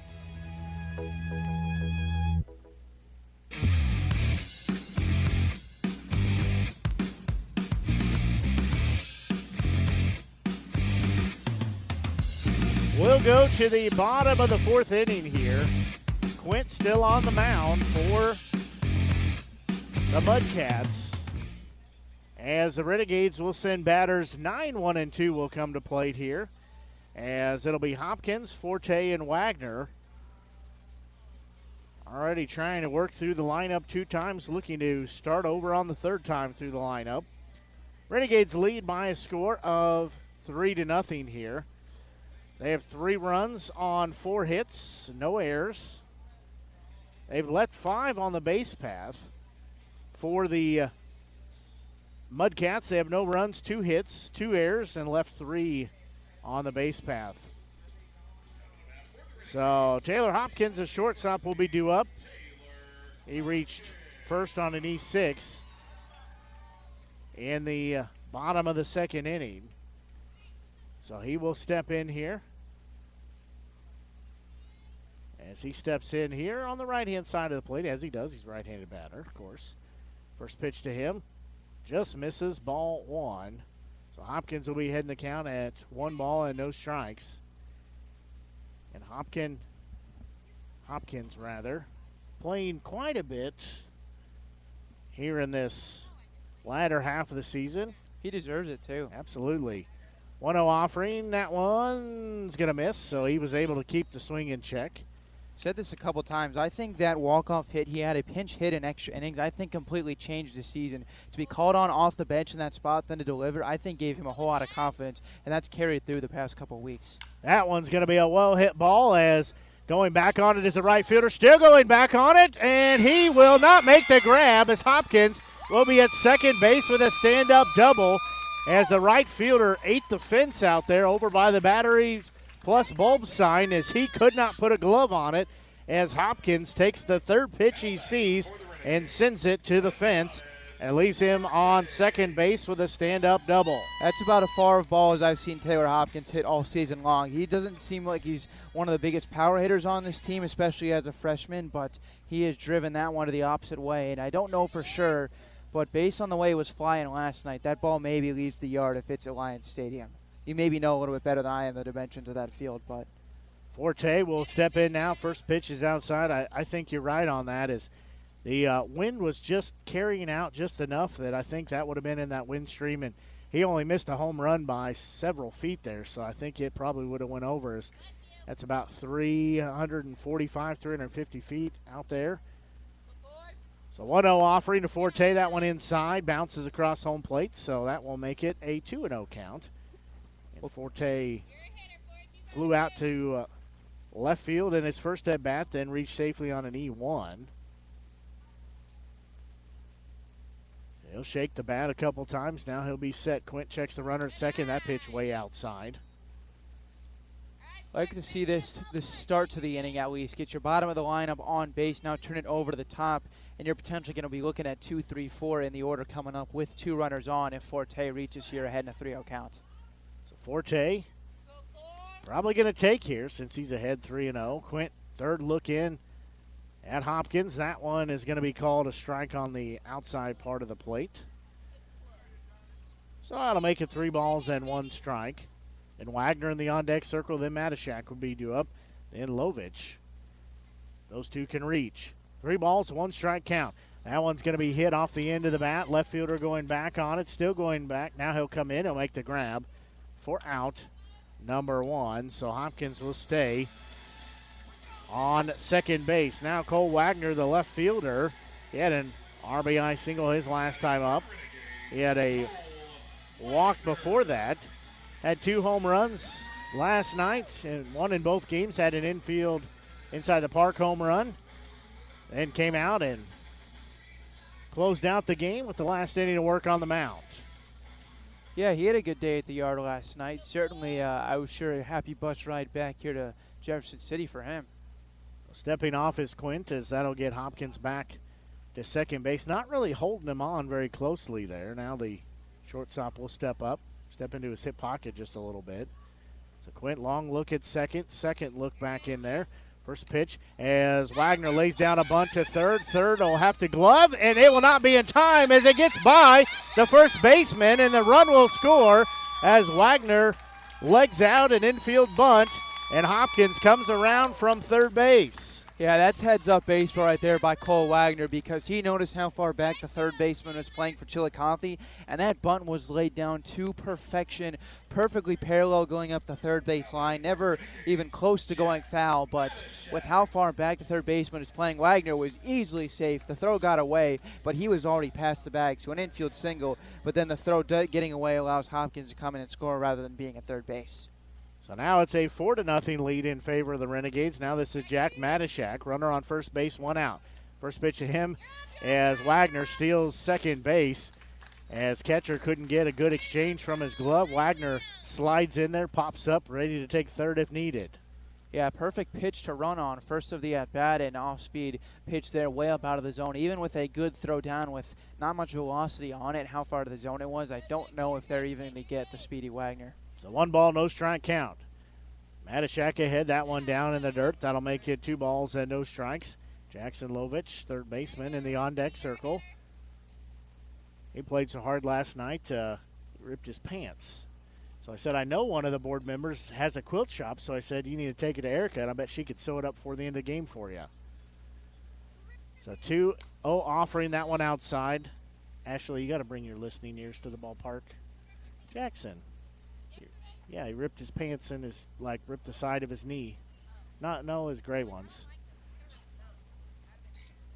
So 3 balls and no strike count. Quint looks at second. Now that pitch down central called strike 1. Was it on a defensive play? Was he running the bases? Do we know when it happened? I think if I remember right, he was on third and he spiked himself basically. Was trying to field and just caught his pant leg with his spike and ripped him. So 3-1 offering. That one called strike 2. So we'll be full now at 3 balls and 2 strikes. Again, 1 out here. Renegades lead by a score of 4-0. Matishek with a light shake of the head after that pitch. He's got to be thinking, what can I do? Rung up on a pitch outside last time, then a pitch inside here. Payoff pitch on its way. He's going to foul that one off, so he'll get to do it again. It'll still be 3 balls and 2 strikes. Wagner again on second base. He got that infield bunt single, then stole second base. So 3 balls and 2 strikes. Again, 1 out here. It's a 4-0 lead in favor of the Renegades as they are leading the Chillicothe Mudcats. Wagner takes the lead at second. Quint third look in. Now he'll look home. Payoff pitch. That one's going to be hit off the end of the bat into left field. It's going to go foul, and it'll get out of play. So we'll do it again. Good little battle here working after Matishek thought he may have had ball 4 on a pitch that just caught the inside corner. And now a couple pitches on the outer part of the plate. He's just been enough to fight him off to the left side and eventually going to have to catch more of the strike zone with one of these pitches, and hopefully Matishek can turn on it and maybe send it down the right field line. Quint's payoff pitch. That one caught the outside part of the plate again, and Matishek is rung up for the second time with a backwards K. He is not happy about that, but he goes back, just keeps his words to himself. Yeah, he's a lot calmer than I think I would have been in that situation because he's now, I think that one was farther outside than the first one, and I thought the first one was outside. I mean, the catcher, his glove turned over because of, it was not even an attempt to frame it. That pitch, that's got to be ball 4 to put Matishek on first base. So 2 outs now as Lovich steps in here. Has a runner on second. First pitch to him. It's going to catch the catcher. He can't find it, so Wagner will scamper on to third base. Heads up base in there by Wagner now. A wild pitch we've already seen a couple of so far in the first 4 innings would score and make this one 5-0. I thought maybe it caught the catcher maybe in the groin. He was just trying to locate the ball. Still might have hit him, but 1-0 offering. That one way upstairs. Lovich says, nope, that's not the pitch for me. Well, we know how aggressive Lovich is. Now you put him in a 2-0 count, and with the bat speed that he has, he's most likely going to get a pitch to hit. I expect big things here in the next pitch or 2 of this at-bat. So 2 balls and no strikes. Again, 2 out, runner on third. Quint's next pitch. That one's going to be ripped to the third baseman. He'll glove. He'll throw to first. A low roller, but got it to the first baseman. And I think he just hung his first baseman out to dry as I think Lovich might have stepped on him on the way by. It was not intentional, but that's what you do when you throw a ball and it trickles over to your first baseman. He's got to go down and dig it out of the dirt. So that goes as a 5-3 putout for out number 3. But the Renegades were able to put 1 run up on the board. So they lead by a score 4-0. We'll take a quick break and be back here as you're listening to exclusive coverage of Renegades baseball here on the Show Me Sports Network. Serving the capital city and the surrounding area for 70 years, Animal Medical Center strives to provide the best possible medical service for your pet in a caring atmosphere. To promote quality healing and preventative care in a fear-free environment, Animal Medical Center of Jefferson City is a full-service veterinary hospital. Whether your pet has fur, feathers, or scales, Dr. Greg Boyer and Dr. Kayla Terry have the experience and expertise to treat complex medical conditions as well as providing annual well checks and vaccinations. Animal Medical Center of Jefferson City is the only veterinary hospital in the capital city accredited by the American Animal Hospital Association. To schedule an appointment, call the team at Animal Medical Center of Jefferson City at 573-636-4626. Running out of some of your favorite Avon products and haven't seen an Avon brochure in quite some time? No need to worry. Avon Independent Sales Representative Michelle Carty can help with your Skin So Soft makeup, jewelry, fragrance, and skincare needs. Avon now carries cleaning supplies, clothing, daily essentials, and several small LG electronic items. You now have the opportunity to shop online 24/7 and have your order shipped directly to your front door by shopping with Michelle at mcarty.avonrepresentative.com or find her on Facebook by searching Avon Carty.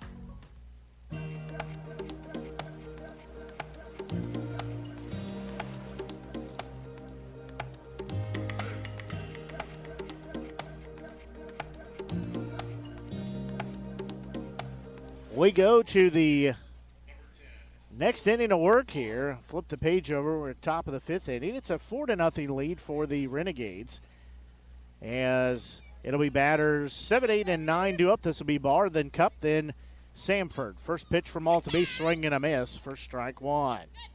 Yeah, this has the makings of Maltby going pretty deep into this outing. No runs allowed through 4 innings. Should have asked Tom in between how many pitches he's thrown so far. That one misses low.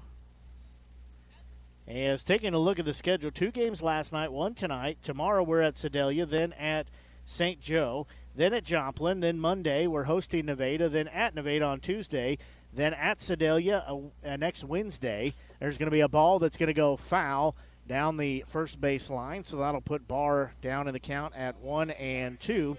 And then a week from today we'll be hosting Joplin, then next Friday we'll host Joplin, then Saturday we'll be playing at Chillicothe, then Sunday a rain date. So that means over the next, how many days is that? Too many. Yeah, I'm sorry. I was too busy talking to Tom to hear how many you rattled off. I think in total after the off day, 12 games in 11 days. Yep, you're right about that. So 12 games in 11 days. That one swung on. It was in the dirt as they'll throw down to first base to get the out as Barr flips his bat. Just did he make it in the dugout? If not, he came pretty close to it. After that strikeout, Maltby, I said a moment ago, this has the makings of him pitching deep into this ball game.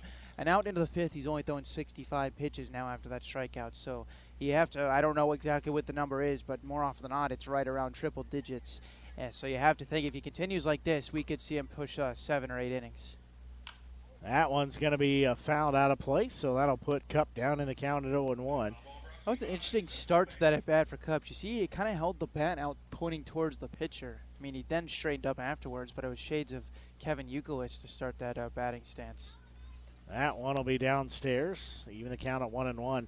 And when we look at the innings, had an 8-pitch at bat, then had a 4-pitch at bat, a 3-pitch at bat, a 3-pitch at bat. Then in the second inning, it was 2-pitch, 4-pitch, 5-pitch. To kind of get the trend there, that one swung on and missed. That'll make it 1 ball, 2 strikes. Then 4-pitch at bat for an out, 4-pitch at bat for an out, 3-pitch at bat for an out, then a 2-pitch bat for a hit, 4-pitch for a walk. That one upstairs, evens at 2-2. 3-pitch for an out, 7-pitch for a strikeout, 4 for an out. Previous one was 5 pitches for that out. That one's going to be fouled off. So really most of those have been 4 and under pitches, and those at-bats is really coming in as average right now. And sorry to make you do math. How many strikeouts he's got so far? He's got 1, 2, 4, 5. He's got 5 on the day. That one misses outside, so we go full. 3 balls, 2 strikes. He's got 5 strikeouts. He's issued 1 walk. There's been, looks like 3 stolen bases. He's only given up a couple hits. That one swung on the inside part of the plate, and they'll throw down to get him. A little bit of runaway there for the catcher. Yeah. I guess almost a game of tag between him and Hirschler. But now with strikeout number 6, considering Maltby came into the start with, in 24 innings, just 10 strikeouts, this has the makings of what would be his best outing in terms of strikeout stuff. I mean, at the rate that he's currently going, he could push that number in one start, and it would match what he had in 24 innings in 4 starts prior to this. Right, so he's got 6 strikeouts on the day so far. So just giving up 2 hits, no runs on the board. As that pitch in the dirt, this is Sanford. And the 2 hits he allowed to the same batter as well. So, I mean, he's had pretty much control over every part of the lineup outside of, I can't remember who exactly it is, but, I mean, he's been out in front pretty much to every at-bat. Our PA announcer and DJ extraordinaire, DJ Joe, playing a little Sanford & Son theme music. That pitch missed low, just barely. That makes it 2-0. God, you pointed that out because I would not have gotten that reference. I still don't get the reference, but it well, makes there was sense. a TV show called Sanford & Sons a long time ago, and his last name is Sanford, so just a little play on some humor. Did you get that reference, Ashley? Did you get that reference on his walk-up music? Well, his name's like a Sanford or something, right? You're right. Sanford and Son. You're right. That one misses, so that'll make it 3-1. Ben's not quite old enough to know that. Well, it's before our time, too, but Well, why are you thinking you and I are the same age there, Blake? we're close. That one's going to be fouled off, so we'll go full. All right, Brady, win it right here. Easy. I'm just looking to see, as with the 50-50 about to get going on here at the ballpark, will Tanner Schmitz be out for what feels like, I feel like he's out for pretty much every game. And I saw Tanner in gym shorts before the game, so he might not even uniform. So maybe they'll turn to that well again. He's a good one to come out because he does have a pretty lengthy arm span, so get your money's worth when you buy an arm span there. Maltby has 2 outs. Payoff pitch. That one's going to be a bouncing ball as it'll be gloved. Throw to first in time. That gloved by Lovich for out number 3. As 1, 2, 3 retired in order. That goes as a 5-3 putout. So we'll go to the bottom half of the frame. You're listening to exclusive coverage Renegades baseball here on the Show Me Sports Network. At the Boone County Journal, we're with you all the way. We know that you're more than just a subscriber. You're an employer, you're a parent, you're a neighbor.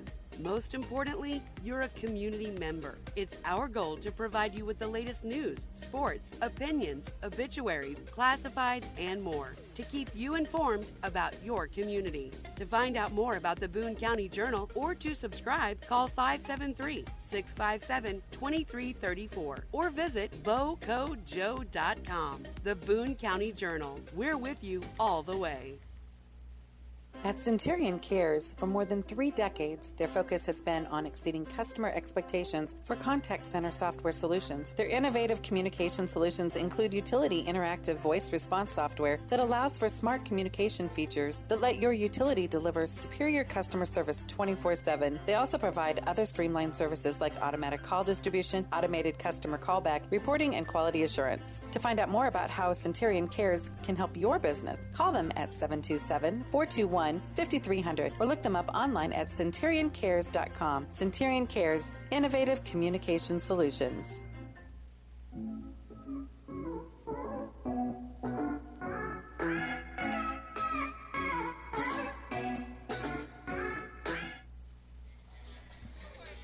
So we go here to the bottom of the 5th inning now. Let me get readjusted here after the break. Bottom of the 5th inning we go. It is batters 5, 6, and 7 that'll be due up here in the frame. As still on the mound, the starting pitcher in Quint. He'll enter his 5th inning of work here. We said Renegades lead by a score of 4-0. They have 4 runs. They put up 6 hits, no errors, and they've left a total of 6 runners on the base path for the Mudcats. They have no runs. They've only had 2 hits. They've committed 2 errors and left 3 on the base path throughout their innings of work so far. As the Renegades will send batters 5, 6, and 7 due up. This will be Imgarten, Ott, and Gorling. So now, Imgarten jogging up to home plate here. He was, I think, working a little pine tar there. I was thinking about what we were talking about just before break with the 50-50 and the wingspan for Tanner. He plays almost every night, so we'd have to catch him on one of the off days. I feel like Jackson would have a pretty long one, too.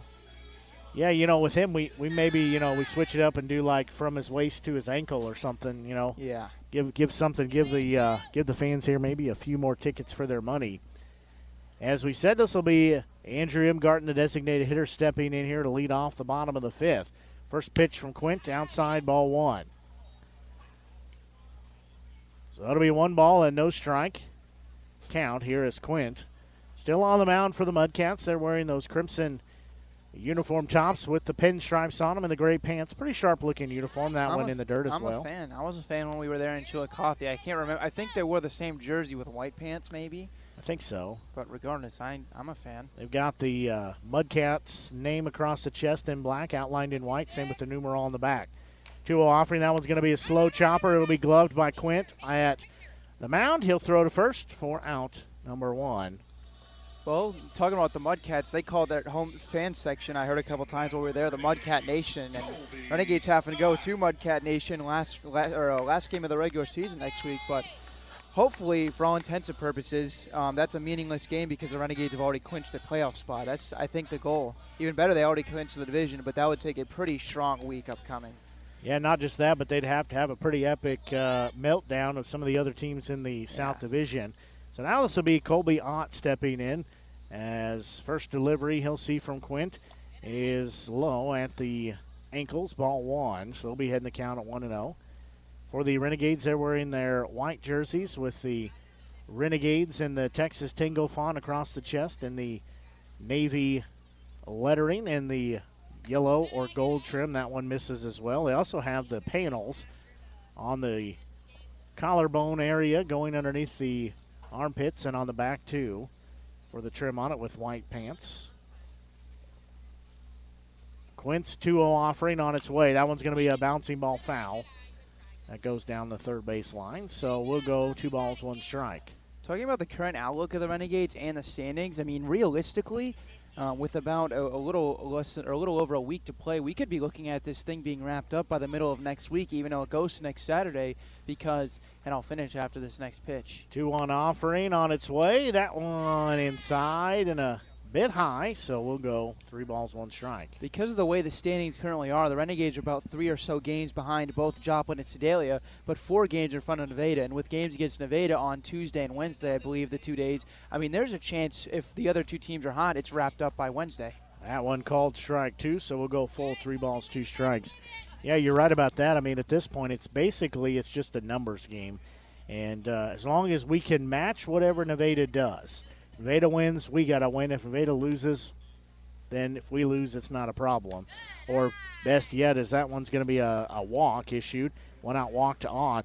But best case scenario is Nevada loses, we win, and then we beat them a couple times. That would help out our case, as this will be Carter Gorling stepping in now. Absolutely, and already up 4 games with 10 games to play. I mean, that's a lot to make up in a short period of time. And if a couple games, maybe Renegades make up 1 game this weekend, if you go in, and it's not the easiest task in the world, it's easier said than done. If they sweep the 2 games next week, they could very easily clinch that playoff spot against Nevada. How would that be? Yeah, clinch it right in front of them.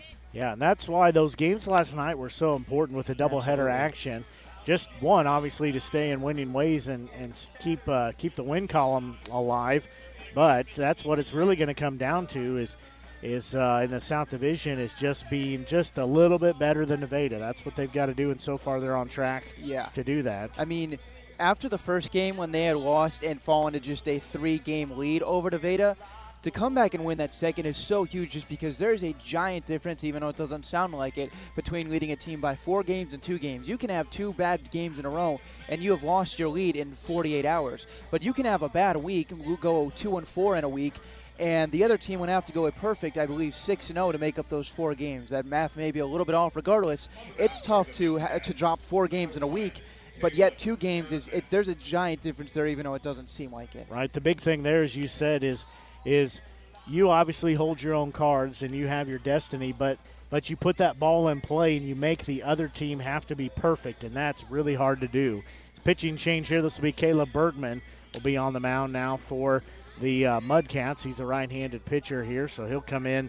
as the night is over, as we're playing in the bottom of the 5th inning here. Renegades lead by a score of 4-0, but yeah, you win those games, push that forward, and it just makes it rather difficult because the Griffins then would have to have a perfect stretch there, and to say the least, I mean, that's hard for anybody right now to have that perfect stretch. Yeah, and I said I hope that last game in Chillicothe is meaningless. I take that back. I hope it's meaningless in the terms that we have already knocked Nevada out and we've clinched a playoff spot, but I hope we are still fighting for the division at that time, or fighting for number 2 speed. Then you get to host the wild card round here at Vivian Field. And you look at the schedule, 10 games or so to play, and you're only about 4-ish games back of both Joplin and Sedalia. You're going to play Sedalia once next week, and you're going to play Joplin 3 times next week. So the door is certainly open. It would take a lot. It's not an easy task to make up 3 games. Like I said, I just talked about how it would be for Nevada to make up 4. It wouldn't be easy for the Renegades to jump to first, but door would be open just a little bit if the Renegades can stay hot. So runner's going to go to second. That's odd. He will be in there safely as pitch is called a strike to Gorleen. Gigantic jump. That wasn't even close. Not even a bad throw, and it just wasn't even close. I don't think that ball had crossed the pitcher's mound and when Ott had first dove into second base.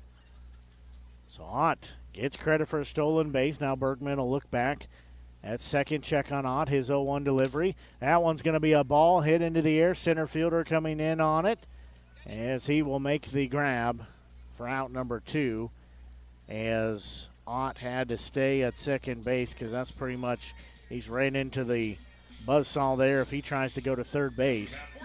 So now this will be catcher and Joe Hirschler. So Joe steps in, a runner on second with 2 out here in the on-deck circle, Taylor Hopkins. A lot of room to work with on the right side for Hirschler. Have to go opposite way, but, I mean, there's a big gap in between first and second. There's going to be a ball sliced foul, so that will put him down to the count at 0-1. Almost a down-under delivery here from Bergman. As the way he pitches, it's different than the typical motion we've seen from most of the right-handers. Yeah, and I'd expect him to, in a righty-righty matchup, to try and pitch Hirschler inside, get him to roll one over to the left side. That one in there for called strike 2. Although that pitch looked to be more on the outer part of the plate, so yeah, that what one do I definitely know? Broke out there. Put the left-hand turn signal on before it broke. So it'll be no balls and 2 strikes here as Bergman looks back in. I would He'll guess get the sign. I would guess his off-speed pitch has pretty good lateral movement. 0-2 pitch. Took a little off that. That one's going to be fouled out of play as well.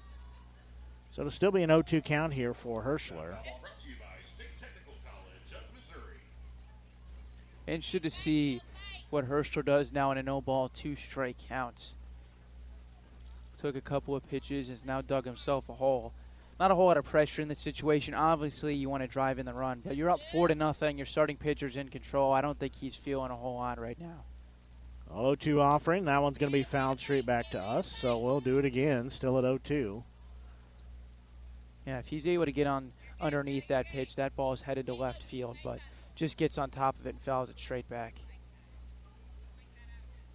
So no balls, 2 strikes, 2 outs. Ott at second base, he'll take a lead there. Digging back in is Hirschler. Next pitch, that one way outside, so that'll make it 1 ball and 2 strikes. A little bit surprised. It feels like they've pitched Hirschler more away than inside. And with kind of the underhand submarine-style delivery of the right-hander and in a righty-righty matchup, it just feels like he'd have a better shot at jamming Hirschler. 1-2 offering as Ott's going to go to third. Hit and run is on, and it's going to be caught, though, by the second baseman for out number 3. He almost looked like he knew where that was going as he was working to his right, makes the grab. So despite having a 1-out walk, there were no runs, no hits, no errors, 1 left on the base. So we'll take a quick break and be back. You're listening to exclusive coverage Renegades baseball here on the Show Me Sports Network.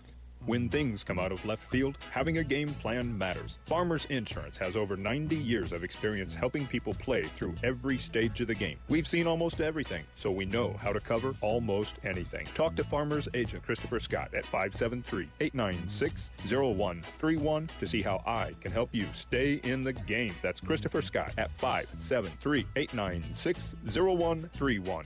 We are farmers. Bum, ba-dum, bum, bum, bum, bum. Underwritten by Farmers Truck Fire Insurance Exchanges and Affiliates. Products not available in every state. MoX Stock and Norm Direct is back better than ever. Much more than your #1 ground shuttle transportation service to St. Louis Airport. Yes! MoX Dock and Norm Direct is Mid-Missouri's leader in premier group travel. Sporting events, concerts, wedding receptions, the lake, winery trips, Branson, plaza shopping, reunions, pub crawls. Group sizes from 1 to 100 or beyond. We do it all. Remember, we want you to ride MoX Dock and Norm Direct.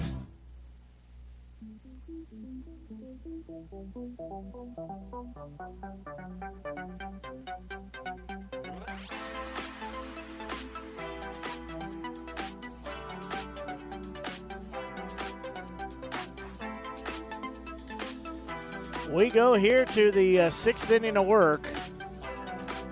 Maltby still out on the mound, as he'll be facing batters 1, 2, and 3. So top of the lineup we will go. That'll be Maris, Brewer, and a Spiral.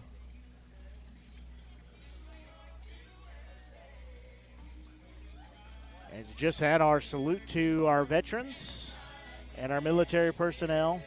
Yeah, that's always something to look forward to in the start of the sixth inning. And absolutely. Even better when there's a good crowd on hand, because it really is a really cool moment. Both teams, the Mudcats and the Renegades, coming out of the dugout. And we're going to try to get that going in conversations with the league in the off season. We're going to try to get that started across the league, make it a league standard. First pitch swung on and missed.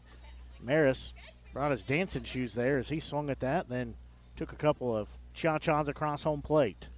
Yeah, there's been a couple of variations of the salute, like you said, across the league, but not something that everyone does. That one's going to be fouled out of place. That'll be 0-2. Don't want to take – we obviously borrowed the idea from another team, but you know what? I think we do it the best. I think that should be where we set the bar for the Mink League. And so far, I think we are a perfect – I don't even know how many home games we played now. That one inside, called strike 3. As backwards K is recorded as Joe Newitt behind home plate. He throws down to third base while the home plate umpire is still trying to get his arm out of his pocket to throw up the strike 3 sign. Herschler has not been afraid to do that all season long. We've seen some of the other catchers really frame that pitch for a while, but Herschler, we've seen over and over again. When he knows it, and he will not be afraid to throw it around. Now, 7 strikeouts from Maltby? This is Brewer, the center fielder. First pitch, bouncing ball. Lovich dives just over his glove, and it's a fair ball as that'll get to the corner. As Wagner just launches a ball, though, way offline, as that's going to go into right field. So now it'll be a runner on third base again. Yeah, I mean, in that situation, I get you want to try and make the perfect throw and throw him out at second base. But with where that ball was hit, it just would have been too tough to get the runner at second base. You've got to fire that into the cutout. I guess plus there Wagner showing that he has an absolute cannon, because from where he threw that ball, airmailed the second baseman, but not a smart throw in that situation. Just throw it into the cutoff man, and you're looking at second, runner on second with 1 out rather than runner on third. This will be Jonas Espinal stepping in, the right fielder. He is 0 for 1 with a strikeout. Did have a walk as well. So first offering to him, he's going to hit that one off the handle of the bat. It's going to get out of play foul. Well, Maltby has gotten out of a runner on third situation with less than 2 outs twice already through the first 5 innings. Now he's going to have to try for 3 times in the first 6. Like we said, though, a military salute, best in the Mink League, and we're going to try to make it a standard that the Mink League does across the way. How many home games have we had now? 16, 14, 12? That sounds about right. Somewhere in there. We are perfect 100% at getting the visiting team to participate with us. There's going to be a throw down at third base. They might have him. They say runner is back safely. Lovich put the tag down, but back safely is Brewer. Once again, good idea by Herschler being aggressive, but just a little too late. 1 ball, 1 strike count. As Maltby looks back in, he gets the sign with the head nod that he's looking for. 1-1 offering on its way. There's going to be a ball. It's off his glove as Ott will have to stop. He'll glove throw to first, get the out there. Nice job of Ott to recover. The run does score, but that's out number 2. Yeah, great backup defense there by Ott. I mean, first of all, you're oh so close to having Maltby catch it on the fly, and then the runner stays at third base. But when it did get it off his glove, cool, calm, and collected was Colby Ott coming in to make the play. And although now you get a run on the board, there's 2 outs and nobody on, and still a 3-run lead for the Renegades. Now it's shortstop in Tyler Bickers as he steps in. How many home games did you guess that we had played? Between 12 and 15. This is home game number 20. Really? Yep. It Well, doesn't feel that way. This is not the 20th day, but the double headers I 20th counted game. as two. Boy, So this is the 20th home game. My math was slightly wrong there. That one swung on and missed. So that'll even the count at 2 hit, 1 ball and 1 strike. Yeah, we've played. I believe it. Then a record at 14 and 17. So that does make sense. We played a lot of home games in June, have a lot of road games in July here. That one bounces across home plate, so that'll make it 2 balls, 1 strike as Bickers is ahead in the count. Yeah, and we've played 13 away games. So that does check out because 33 total, 2 of them not counting to the record, and that's how we're at 14 and 17. Well, so what you're telling me is we're a perfect 20 of 20. Correct. On our military salute. 2-1 offering. There's going to be a ball that's ripped and goes foul. Good Just call. barely foul down the third base line. It's a good call. That's a tough call to make from the home plate umpire. It's a bang play, but that ball's starting to be looking like it was on the foul side of the third base line, and I think they came up with the correct call in that situation. He's got a lot of people standing in his way over there. Yeah. So that'll make it 2s across the board as Deuce is wild. 2 balls, 2 strikes, 2 outs. 4-1 lead for the Renegades here in the top of the 6th inning. 2-2 offering on its way. That one's going to be hit the other way, and that'll get out of play, so we'll still stay at 2 balls, 2 strikes. Yeah, and I'd like to think that over the course of the season, I've not been shy to say when the Renegades got a break on a call, stuff like that. But in that situation, I think the right call was made on the fair foul. So still Deuce is wild here. 2-2 pitch on its way. 2 outs. That one's going to be lifted into left field. That's going to bounce in front of Wagner. Take 1 bounce, and he'll throw that to his cutoff man at Hopkins. He's playing just at shallow in the grass. So that will be a 1-out single issued. But now there's been a couple of hits here in the inning. Now this will be Justin Sanchez. He's 0 for 2.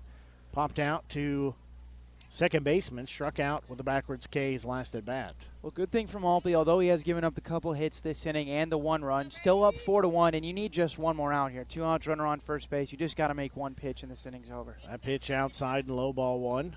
Got to think, though, at some point, probably, maybe, getting to the end of his line.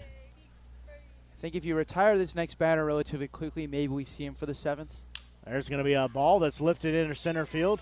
Forte going down as he falls, and that one hits as they will throw home as Adonis just fell down out there in center field. I don't know if he slipped in a hole or his leg gave out or what. Thankfully, he's all right. Looked to be completely fine, but where that ball was hit off the bat, I mean, if he doesn't slip and fall, that should be out number 3, and instead, bad luck for the Renegades, and that goes down as a hit because no outfielder made contact with the ball. But, I mean, that should have been out number 3. But like you said, Adonis, before that ball even came close to coming down, was already face first on the ground, and no time for Matishek to come all the way over from right and make the catch. Yeah, it looked like he initially went back on it and then tried to come forward on it, and just in that transition just looked like the grass must have gave way and his foot just slipped out from under him, and he just belly flopped there in center field. Nothing really he could do except watch that ball hit Matishek, coming over to help him out. Did get there, prevent the run from scoring, but now it's runners on the corners with 2 outs here. Thankfully, the Renegades do lead by a score of 4-1, but that 3-run lead being put in jeopardy here. Yeah, that could come back looming large for the Renegades because now you have runners on first and third. Otherwise, inning would have been over. Now a base hit makes this a 2-run ball game. An extra base hit potentially makes it just a 1-score game. And worst of all, for Maltby, his line, if he scored, it would all be earned because you don't rule that an error since no one touched it. That first pitch way upstairs. This is Guzman, ball 1. And obviously Maltby cares much more about winning the game than his pitching line, but I just it's just a tough break. Yeah. So 1 ball, no strike count. Again, 2 outs, 2 runners on the corners on first and third. 1-0 offering. That one's going to be hit off the end of the bat. As coming in is Gorling. He'll make the grab for out number 3. Great so bounce back. No damage done with that series of plays with Adonis slipping in center field, but one run was plated. They did have 3 hits in the inning, no errors and 2 left on base. We will go to the bottom half of the 6th inning as you're listening to exclusive coverage of Renegades baseball here on the Show Me Sports Network. The following public service announcement is brought to you by the Eddie Gaedel Society, Jefferson City Chapter 10, doing little things to make a big difference. Want to make a big difference in your community? Be kind to others, drive safely, and put litter in its proper place. Join us in celebrating Eddie Gaedel's historic Major League appearance as a member of the St. Louis Browns by doing something nice for someone today. Take a walk, Eddie. Since 2018, Han Custom Laser Engraving LLC has been specializing in all things custom, using large format, high-powered lasers with some of the most advanced technologies on the market. Anything can become a canvas. The state-of-the-art system makes quick work of custom engraving on cups, glass, tile, wood, acrylic, metal, headstones with endless possibilities. They also offer custom one-of-a-kind signs that are sure to make your design stand out. Find them on Facebook at Han Custom Laser Engraving or call 573-489-8732 to find out more. Han Custom Laser Engraving LLC, a veteran-owned business.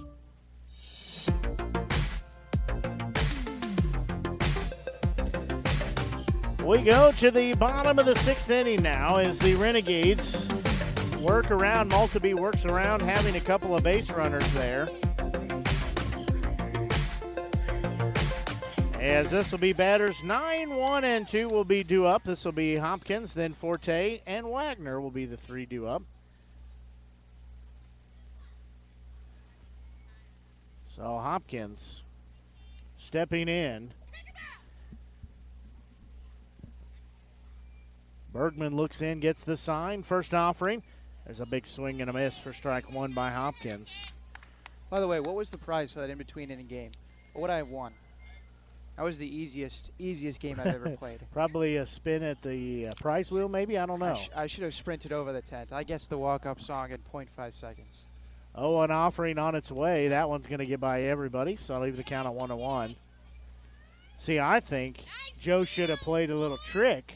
He should have played walk-up music from somebody from last season. Yeah, well, then I wouldn't have known. Yeah. No, the Renegades regulars at this point, I have a pretty good idea, especially. 1-1 offering. That one's going to be fouled out, so we'll go 1 and 2. Especially with Luke Fuller, the correct answer. I mean, that's a rapper that's pretty popular amongst the teenage generation. So, I mean, there's some where I know the music, but I could not tell you who is the artist behind it. That one with Trippie Redd was about as easy as they come. You're up on your hipster music there. Yeah. 1 ball, 2 strike count. Hopkins digs in on the right-hand side of the plate. Bergman's next offering. That one's going to be fouled off again of just about the same place. You know, I will say one thing that obviously a lot of people don't get privy to because we're here pretty early getting things set up. But, you know, the players have quite a wide variety of music selection. They play during batting practice and before the game getting warmed up for stuff.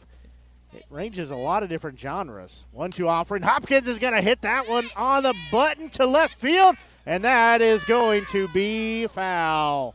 Yeah, that ball just had too much hook to it, and although he hit it pretty well and that was extra bases, I think that ball, I don't think it got all the way to the dirt in foul territory, but I definitely think it crossed over the line. It was not foul by that much, but it was foul nonetheless. Well, best way to do that is come back and straighten it out, maybe this time put it over the fence, and especially after just giving up the 1 run. Put the pressure back on Chillicothe and take it right back. So 1 ball, 2 strike count. That one misses low. So we'll go leaving it 2 and 2. Yeah, I wouldn't probably take that pitch again.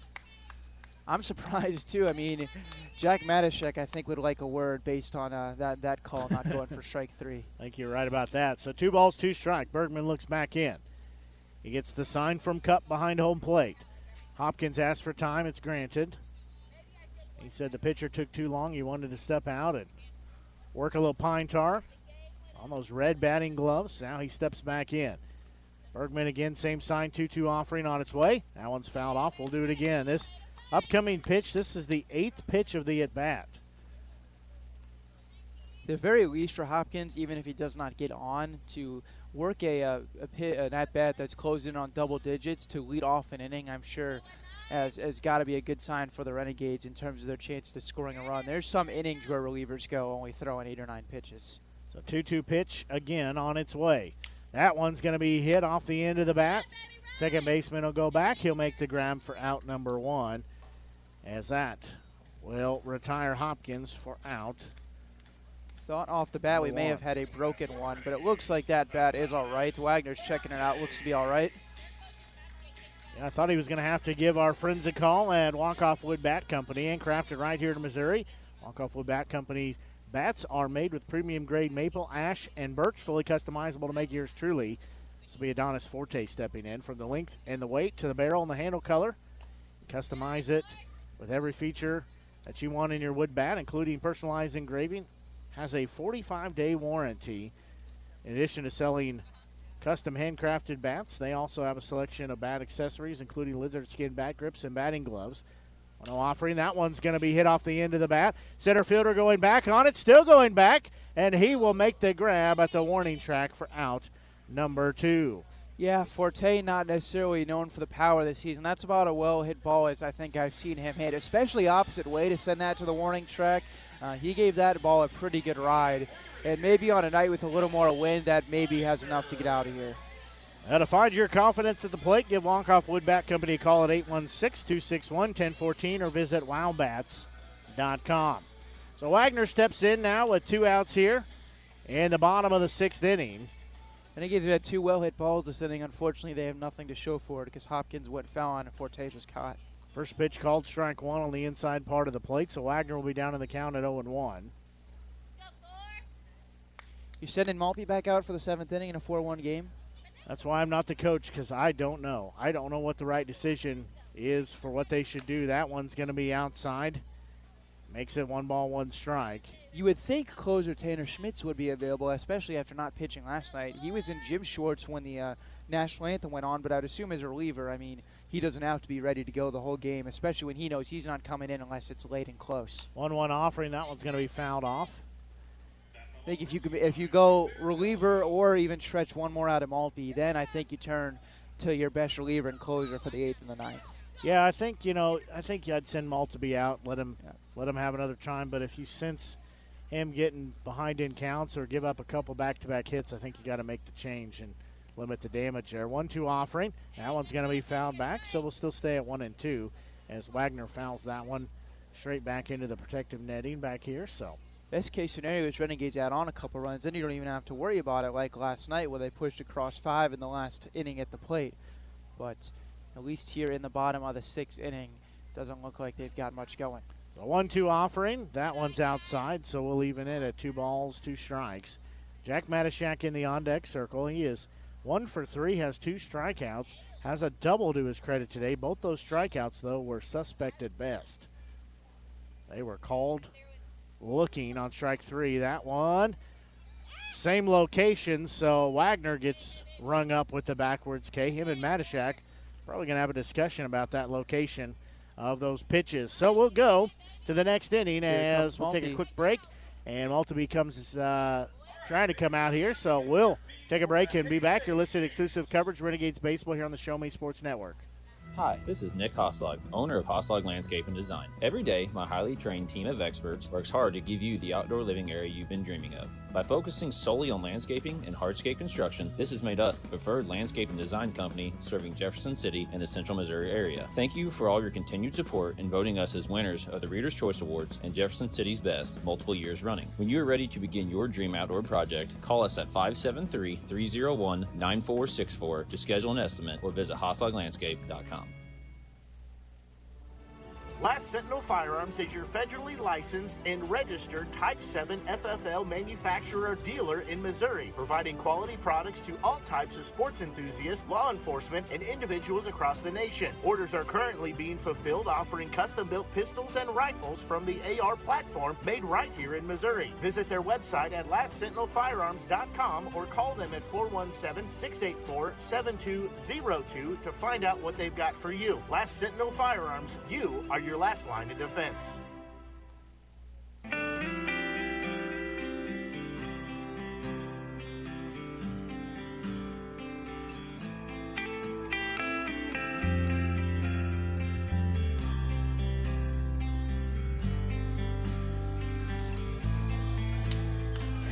Well, we go here to the 7th inning of play now, as we do have a pitching change here. We'll get to that in just a second. Got to finish up my scorecard here. Was caught up doing the Hey Baby dance here that we do at the ballpark. So as I said, Tanner Schmitz on the mound here, so he's going to be called on to close out this game, work a couple innings here, close it out, get the win. Hey, we still got more baseball to play. Where are you guys going? Oh, it's summer. You don't have a bedtime.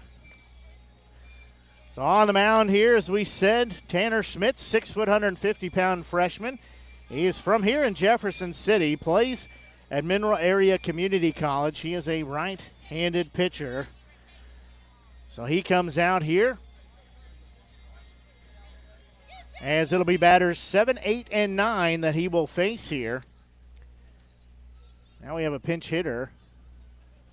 All right, so I was gone during the half inning, but was Malpe just going out to get the rosin bag? Is that why? Yeah, Schmitz I think is he in? was getting the premium rosin off the mound. Okay. The good stuff. Well, looks like we're going to go to Schmitz for a 3-inning save then. So next pitch, that one, this is ball 1. Oh, he played in that for last game between the Mudcats and the Renegades. Ramirez did. I'll get it right. Luis Ramirez, about said Maurice Ramirez. So he steps in here. Let me see if I can work through these stats. And this has got to be Schmitz, at least his 20th appearance in a game. I think this may be 14th. I believe he had 13 last time I saw. That pitch missed. Ball 2. Ramirez, the last time these two teams faced, 1 for 4 with an RBI single. So, yeah, Schmitz, this appearance number 14 at 24 innings pitched and a rock-star 1.13 ERA. Maltby and Damel each have 24-plus innings. It's pretty wild, though, that the Renegades have turned to Schmitz as often as they have and as many innings as they have. And I do know he has at least one 3-inning save, and I would guess that's the plan right here unless the Renegades add on. Maybe the plan is to hope they add on and then they only use him for an inning or two.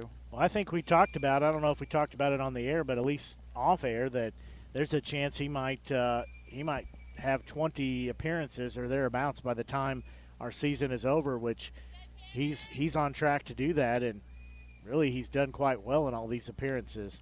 So 2 balls, 1 strike count. Next delivery on the way. There's going to be a ball lifted into left field. Wagner working to his right just a little bit, a few steps back. He'll make the grab for out number 1 as 4 pitches, 1 out. Barely had to move. It was hit so high in the air. Wagner didn't even have to pick up the pace, kind of just walked on over to his right and made an easy catch. So this will be Nathan Cup, the catcher, stepping in now. So he is 0 for 2, struck out and flew out into center field. So first offering, that one outside. Ball 1. So Schmitz in his 24 innings has 16 strikeouts. So a little less than a strikeout per inning. That pitch missed just inside, so makes the count 2 balls, no strikes. I'd say that in the first 4 batters Schmitz faces, he'll probably strike out one of them. That one upstairs, made Cup duck out of the way, so it makes it 3 balls and no strikes. Whoever decided to put whistles in the mystery prize pack obviously does not have kits. That one is going to be a 4-pitch walk issue to Cup. Well, it's like a plastic little flute thing. It doesn't really needs to work. go in the trash. It doesn't work to its intended purpose. It just needs to go in the trash. That's where it needs to go. So 1 out here as Cup issued a 1-out walk. Now this will be second baseman Jonas Amford. So we are going to have... They're stopping the whistling, yep. I don't know if it's the whistling. I think it's the lights behind home plate here. Yep. So that's one bad thing about historic Rudy Vivian Field is that parking lot, the front row of cars point right at the field. So when you unlock a car and the lights come on, the headlights come on, they're pointing right at the field. So it means The players are all looking at the bright lights except the catcher and the batter. I'm surprised. I mean, honestly, considering how many games we've played here at home, it feels like this is only the third or fourth time it's happened. I'm honestly surprised it hasn't happened more. Well, I have the solution. If you back into your spot, the headlights don't point here. Or you park where I do so you don't get hit by foul balls and the headlights don't matter. Well, there's only about like 5 or 6 cars that problem can happen to because there's not a whole lot of parking spaces facing the field. So first offering from Smits. There's a bouncing ball. It'll go to Lovich at third. He'll throw to second for one. Back to first. Double play. That's the way you draw it up. Gets out of the inning as it goes as a 5-4-3 double play to end the inning. That's exactly what you wanted to do to get out of the inning. So 3 up and 3 down. We'll take a quick break and be back. You're listening to exclusive coverage Renegades Baseball here on the Show Me Sports Network. Hi, I'm retired Army Sergeant Trent Dirks, and I want to tell you about an organization that saved and changed my life forever. Retrieving Freedom provides highly trained service dogs to veterans with disabilities and children with autism, absolutely free of charge, thanks to the generous donations and support from people just like you. Experts from Retrieving Freedom help throughout the entire process, from fostering programs through service dog placement. Retrieving Freedom gave me the skilled service dog Tracer, who has been my best friend and my lifeline. To find out more about how you can get involved, volunteer, foster, or to donate, visit their website, retrievingfreedom.org. Retrieving Freedom, changing lives through the training and placement of service dogs for veterans with disabilities and children with autism. River Oak Christian Academy has been providing a strong biblical foundation and academic excellence within a Christian environment to students for more than 16 years. Located in Jefferson City, River Oak Christian Academy offers kinder prep through 7th grade, with 8th grade to be added in the 2023-2024 school year. River Oak Christian Academy's primary goal is the discipleship of the next generation to impact the world for Christ. Average class sizes are just 16 students, with a student body composed of families from over 30 area churches. Kinder prep offerings include 3 and 5 full-day sessions, with kindergarten offering a half-day and full-day programs. To find out more about River Oak Christian Academy, call them at 573-634-3983.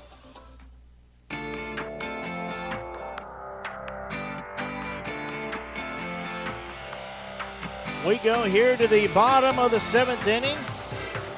So it'll be batters 3, 4, and 5. Matishak, Lovich, and Imgarden will be due up.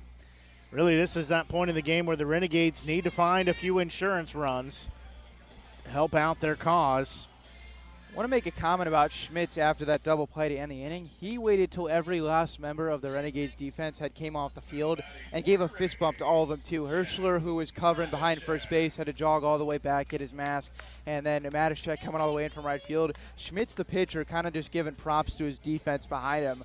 I just thought that was cool to see. It's not often. Usually the pitcher's the first one into the dugout, but in Schmitz's case, he was the last one, making sure everyone out there knew that he had appreciated their work behind him. As I said, Matishak, Lovich, and Imgarden. First pitch to Matishak is ball 1. Only 6 more outs to get, but with just a 3-run lead, you kind of mentioned this a second ago, I'd like to tack on some runs right here, especially with the middle of the order, 3, 4, 5. 4-1 lead for the Renegades. Next pitch, that one's going to be fouled back, so we'll go even, a 1-1 strike. Tell you what, Matishek fouled that back, but if that bat is just in a slightly different spot, that ball is crushed down the right field line. Yeah, that was a very smooth, very, just classic swing there, hitter swing. And you're right, if he just connects just a little bit different, that puppy's gone. That one, I thought, was straight down the center. It looked like it was straight down central, but it hit the home plate umpire. Hey, this is not banana ball, so. Looks like we have a couple of the Little Leaguers who have decided to camp out now on the hill in right field. Wouldn't it be nice if Matishek gives them a little souvenir? Absolutely. I think he's due one anytime here, so 2 balls, 1 strike count. Next pitch, that one's going to be fouled the other way, so that's going to send some kids swimming in the creek. Yeah, that one either was right up against the picnic tables on the fence or got over the fence. It was close. But, yeah, there's a frenzy going after it. With where they're running, I think that one might have stayed inside the fence on this side. So 2 balls, 2 strikes. Again, first batter of the inning here. That one's going to be a high chopper. It's going to be gloved by the second baseman. He'll throw to first, stretched his catcher out. Sorry, his first baseman out as the catcher was running over there. I didn't see anything but the pole here. Did they? Yeah, they called him out. If I tried to do what Guzman just did, every bone in my body would break. That was full splits completely both legs on the ground. Yeah, I have no clue how he just did that, but regardless, he used every inch of that frame to get the out on a hustling Matashek. So now this will be third baseman and Jackson Lovich as he's stepping up. He's hit the ball hard tonight, but doesn't have a whole lot to show for it. So I have one out here. First pitch to him, swung on, missed, strike one. He's got kind of an important day coming up here in a few days. There's like, a small event coming up, the Major League Draft, no big deal. 0-1 offering. That one gets by everybody.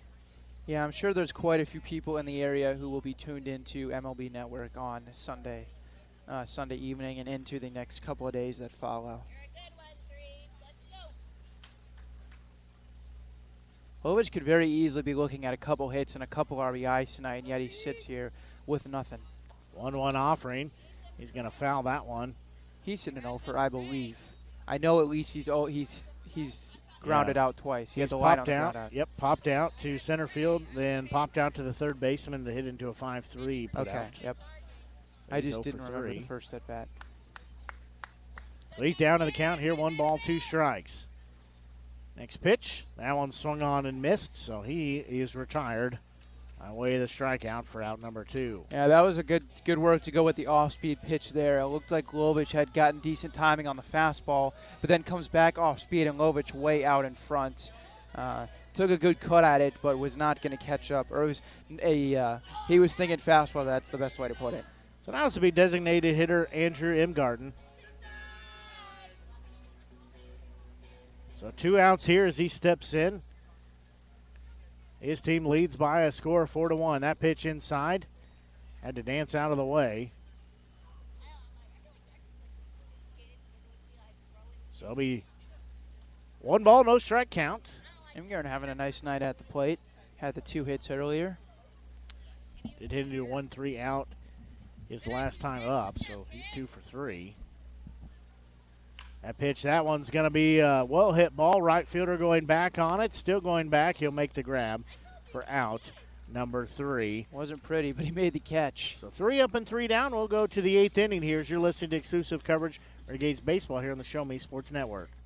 Creating custom, handcrafted woodworking projects has never been easier. Become a member of Sawdust Studios and enjoy 24/7 access to a woodworker's paradise. Outfit with industry-leading professional-grade tools, Sawdust Studios offers endless woodworking possibilities. Don't have woodworking experience? No problem, as Sawdust Studios offers affordable classes from a community of woodworkers, experienced designers, and master craftsmen. Youth classes are also offered for those junior woodworkers. For more information, search Sawdust Studios on Facebook or find them online at Sawdust247.com. Sawdust Studios, your community woodshop.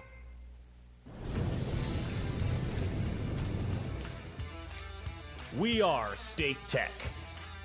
We are hands-on education. When you choose the #1 two-year college in the country, you know you will be ready for your career. That's why at State Tech we say, from the classroom to your career, we are the employer's choice. We are State Tech.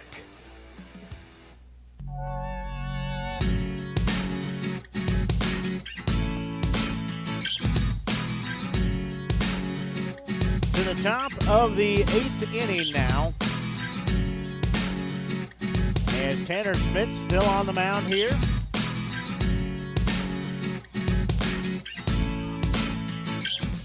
Ben's got gas money now for this next week. Yeah, that's a nice take home right there. 50-50 raffle being drawn, and your parents have made their way to the game here tonight, so. Well, I've been preaching all season long when I've been in charge of the 50-50 that the stretch is the best deal, and that's what they went with tonight, and it paid off. So if that's not an indication, I think that's what you got to go with. I don't know who was the one who did the stretch. I don't know if it was Bryce or I think it was Steve, but that's going to hit Maris on the back on the 9 on his jersey, so he is hit by the first pitch he sees. I think it was Steve was doing the wingspan, so. So now it'll be a runner on first base, nobody out. This will be Braden Brewer stepping in. Well, Renegades already asking Schmitz to go multiple innings for the save, and then when you add in the fact that in his first inning, the 7th, although he gave up a runner on base with the double play, it ended up being a pretty quick inning. I don't think he threw much more or less than 10 pitches. So, I mean, really helps his case in pitching multiple innings. Yeah, he threw 9. 9, okay, yeah, so quick inning. That ball's going to be hit foul, and it's going to get out of play. I mean, not that I'm expecting him to throw 9 every innings, but if he did, 27 is certainly in the tank for Schmitz. And if he were to do that over 3 innings, I mean, it would be well welcomed. Yeah, you're absolutely right on that. I mean, if he can keep that pitch count down, he can for sure go these 3 innings and help the bullpen out. That would be a tremendous help for them. As the Renegades have a 4-1 lead, but the Mudcats have a runner on first base. They'll throw over there, back safely is Maris. Well, Schmitz has also not pitched in a very long time. I think the last time he might have taken the mound may have even been the doubleheader where Rockerbomber walked it off, because lately there just hasn't been a ton of opportunities for him. Another throw back to first. Back safely is Maris. He was warming up last night in the bullpen and ready to go before they decided to put Wagner out on the mound to close out the game. Not sure, but I think the last time he took the mound was on the 6th against Nevada, and that was 8 days ago. So 1 offering. He's going to show bunt. He's going to pop it up. Diving grab for out number 1 by Lovich as he comes in and dives at that and gets out 1. Yeah, made that look smooth, and that's his defense has gotten better and better as the season has gone on, and he showed the skills right there. I think the long stride gave him some help there as well. Yeah, he takes about 3 hits and 3 steps and he's already at the next base. I mean, he if he starts even with third base, where he caught that was maybe about halfway to home. So he probably went 40, 45 feet in 3 or 4 steps. So 1 out here, runner on first base. First pitch, that one in there called strike 1. This is Jonas Espinal. Would much welcome another double play here. So 1 out, 0-1 count. Runner on first base. Another throw back there gets Maris back safely, just safely. Close. Yeah, he was hit by the first pitch he saw, square in the back on that number 9 on the back of his jersey. Yeah, Schmitz, although it wasn't the quickest move, the throw was perfect, and it was just late. Time called here at home plate, so we'll still stay no balls and 1 strike.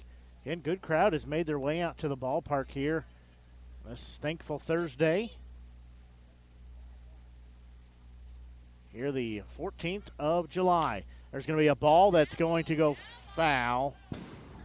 Boy, that was close. Yeah, that's a call that's I think you probably wouldn't have had an argument whether it was called fair or foul. It was just that close, and if that does stay fair, you're at least looking at second and third, maybe even third and a run in. That ball was, we saw some that were close early in the game. That ball was almost on the chalk. So that'll put the count at 0-2 in favor of Schmitz. So he looks in. 0-2 offering. On its way, runner's going to go to second. Pitch was outside, throw is there, and they're going to say that he was safe. Somehow he slid under the tag. Yeah, throw tailed just a little to the left side of second base, and I think that's what had caused it, because Hopkins had to catch on the left side of second and then cross over to make the tag. That's about really the only thing I think that allowed the runner to get in there just ahead of it. It was very close. So 1 ball, 2 strike count. Again, 1 out here. Runner on second base now after Maris gets hit by a pitch and steals second. Schmitz will look at second look in there. Now is 1-2 offering. That swung on and missed. That is out number 2. So that'll be Tyler Bickers, the shortstop, stepping in. He got a single his last time up, 0 for 2 before that. Great pitch there by Schmitz, especially after a runner moving into scoring position, stays incredibly cool and collected right there, and then snaps one off and way out in front on the swing and miss for out number 2. Now you just need a ball hit at somebody, and you keep this 4-1 ball game. Well, as you said, it's 4 runs for the Renegades. They have 4 runs on 6 hits. For the Mudcats, they have 1 run on 5 hits. 2 errors committed for the Mudcats, none for the Renegades. So check at second for Schmitz. Now he'll look home. First pitch, misses, ball one. Be interested to see how Schmitz takes his approach in a righty-righty matchup here. See if he tries to work him away or if he's going to try and get him to roll over to the left side. 5 base runners left on the base path for the Mudcats. 7 for the Renegades. Seemingly all of them felt like it came in the first couple innings against Maltby for the Mudcats. Right. So 2 outs here, 1-0 offering. That one in there called strike 1. So we'll be even at 1 ball, 1 strike. I would guess if Schmitz could get through this next at-bat, get the last out relatively quickly, we'd give him a shot for the 9th inning. You said he threw 9 in the 7th. I would probably guess around 14 or 15 here in the 8th. I don't know for sure. So this is actually his 19th pitch upcoming. Okay. I was a little under. So 1-1 offering on its way. That one upstairs. Herschler pops up. Does not throw down to second base. So you're now looking, this would be pitch number 30 for Schmitz in an inning and 2/3. Don't know what his number is for sure. I mean, we've seen him do 3 inning saves, but pitch all 3 innings out of the bullpen, you got to be efficient. So 2 balls, 1 strike here. 2 outs, runner on second base. Smith's next offering to Bickers is on its way. That one, and there for called strike 2. Yeah, that's a beauty of a curveball. Looks like it starts up at the eyes and then ends up at the knees. That ball had a lot of movement to it and just froze the righty-righty batter. Now Schmitz, even though it's even 2-2, you feel like he's in control here when it's 2 strikes. So 2 balls, 2 strikes. Schmitz will bend over at the waist. He'll look in to Herschler and get the side. Now he'll step off. That'll send the runner at second back to second. That is Maris. He was hit by a pitch and stole a base. So he is standing there. Held on at medium depth by Ott. Not really held on too closely. So Schmitz gets set. 2-2 pitch on its way. That one just upstairs. Once again, Jack Matashek would like a word. And he put his hands on his head when that wasn't called strike 3. That was the perfect timing and the perfect reaction. So now we're full. 3 balls, 2 strikes. Again, 2 outs here as we play in the top of the 8th inning. Renegades lead by a score of 4-1. So Schmitz looks in, gets the sign. He'll check on the runner at second. Does a double look in there. Payoff pitch. That one missed just high, about the same location as the previous pitch. Yeah, what more does Schmitz have to do? I understand that pitch is starting high, and it just looked like it had more than enough, came back into the strike zone, especially back-to-back borderline. That's tough for your reliever to have to go through, and now he's going to have to face the tying run. So as you said, tying run at home plate now. Runners on first and second. As this is Justin Sanchez, left fielder. He represents the tying run. The on-deck circle is Guzman. He represents the go-ahead run. So Schmitz, 2 outs here on the board. First delivery. That one same spot as the 2 previous pitches, ball 1. Well, I think the next thing for Schmitz is going to have to do, he's going to have to work a little bit more the bottom part of the zone, because it certainly does not look like he's going to get the upper part of it. But I like what the Renegades are doing on the infield, going not even holding the runner on. They're playing no doubles. A 1-0 offering, that one upstairs and outside. That makes it a 2-0 count. This really, with this inning laboring now, this really dampens the chance that Schmitz can go all 3. Like I said, don't know what his pitch count limit is and don't know if the Renegades have someone warming up. Yeah, I see some action down there, but I can't tell who it is. Okay. I see some bodies moving down there. So 2 balls, no strikes. Again, 2 outs. Schmitz looks at second, now delivers the pitch home. That one upstairs and outside. That makes it a 3-0 count. If Schmitz loses this man right here, I think you have to at least go out and have a chat with the pitching coach. Just in back-to-back at-bats, and really has not gotten a whole lot of help. It arguably could have had a strike 3 a couple times, but it just hasn't had the same type of command that we've seen him have for most of the season. So 3 balls, no strikes count. Schmidt will look in. He's battling against Sanchez. 3-0 offering. That one upstairs. And a 4-pitch walk, so back-to-back walks issued. Well, after the 2 walks this inning, it has Schmitz's season total at 15 walks in 25 and 2/3 innings, so I guess shouldn't be the most surprising. Walk number's not alarming, but they're also not one of the lower numbers, so. So they're going to have a conversation on the mound here. So it looks like they're just going to have a conversation, try to settle Schmitz down. Yeah, he's got bases loaded now. 2 outs, though. You really want to try and get him through this inning. Although he's been erratic, he still is your best pitcher. And in what is most likely the biggest moment of this game, I mean, tying on at first base. I know it's not the 9th, but this is probably the biggest pitch coming so far. I think you want your best guy out there. So this will be Elian Guzman. He represents the go-ahead run. And keep in mind, too, Schmitz has already gotten through an inning and 2/3 without allowing a run. So it's not like he just hasn't had it all night long. It's just been kind of the last couple of batters, a little bit of a loss of control. So 2 outs here, bases loaded. Guzman takes a long stretch back with the bat. Now he's set in the batter's box. Opens that stance wide up, that left leg. Out there's that one. Looked like the same spot it's been the last, 8 pitches, called ball or called strike 1. It has been called ball. Yeah, well, that one he did go with the fastball, so not as much movement. I guess maybe that's what the umpire was looking for. Regardless, just happy that it's 0-1. So no balls and 1 strike. Again, 2 outs, bases loaded. Next delivery, that one downstairs. That'll even the count at 1-1. Now, that was a great take there because that one started at the knees, then ducked out of the zone, but good plate discipline. Guzman will step back in. And Schmitz on the mound for the Renegades. The Renegades have a 4-1 lead.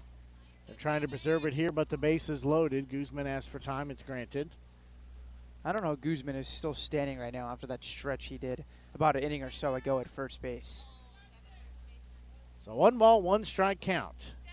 He'll dig back in. Again, he'll open that stance up. He'll arch the back, put the bat back there. Now he gets set. 1-1 pitch. That one in there called strike 2. Beauty of a curveball. Snaps right in there at the knees, although it looked like it started at the shoulders. And Guzman was left frozen, now behind on a 1-2 count. Now he's got to protect the plate. 1 ball, 2 strike count. In 2 outs here. Schmitz looks in. Bases are loaded here as we play at the top of the 8th inning. Now time called as Schmitz steps off the rubber. Bases loaded as it's Maris on third base. Vickers at second, and Sanchez on first base. And 1 ball, 2 strike count, 4-1 Renegades lead. 2 outs here. Schmitz looks back in. Gets the sign from Hirschler. Gets set. 1-2 offering on its way. There's a bouncing ball that is going to go foul down the third base line. So we'll do it again. And good for the Renegades that it did because it was hit so slowly. Lowich would have had to deliver a perfect on-the-run throw all the way across his body to first base. Yeah, nowhere for him to go except at first base as he was on third, vacated that spot. And Hopkins can't get there in time. He has to make a backwards throw if he throws to second. So long throw to first, couldn't throw home because the runner was right in his path. So again, 1 ball, 2 strike count. Again, 2 outs here. Guzman again opens that stance up, stretches that bat back behind his back. There's going to be a ball, and it's going to be ripped into left field. That's going to score 2 runs as they're going to throw it home. The relay throw comes in. It's there, and they got the out. So just 1 run is scored. As nice job of Lovich to cut it off and relay it home to Hirschler and tag out Bickers as Bickers was caught at home. Great work there as Lovich comes out and gives a high five to Hirschler as they had to work in tandem but got the out at home. Just 1 run is scored. We'll take a quick break and be back as you're listening to exclusive coverage of Renegades baseball here on the Show Me Sports Network. Throughout the course of any game, different actions stand out to different people. But everyone remembers a walk-off, especially if it's a walk-off wood bat. Handcrafted right here in Missouri, Walk-Off Wood Bat Company bats are made with premium grade maple, ash, and birch, fully customizable to make it truly yours. From the length and weight to the barrel and handle color, you're able to customize every feature of your wood bat, including personalized engraving with a 45-day warranty. In addition to selling custom handcrafted bats, they also offer a selection of bat accessories, including lizard skin bat grips and batting gloves. To help find your confidence at the plate, give Walk-Off Wood Bat Company a call at 816-261-1014 or visit wowbats.com. Hello, Blake Gazaway here with the Show Me Sports Network. I've had the opportunity to have some amazing calls, including overtime touchdowns, walk-off home runs, and buzzer-beating baskets. But I've answered another call. That's to serve my community as a volunteer firefighter. Stop and think what would happen if your home or property caught fire and no one was there to put it out. Every day, volunteer firefighters not only save lives and property, but also respond to other emergencies. Nearly 2/3 of our nation's fire departments are manned by volunteer firefighters. And because of this, we simply need more volunteers to step up and answer the call. Stop by or contact your local fire department and see how you can become a volunteer firefighter today. I answered the call to serve my community. Will you?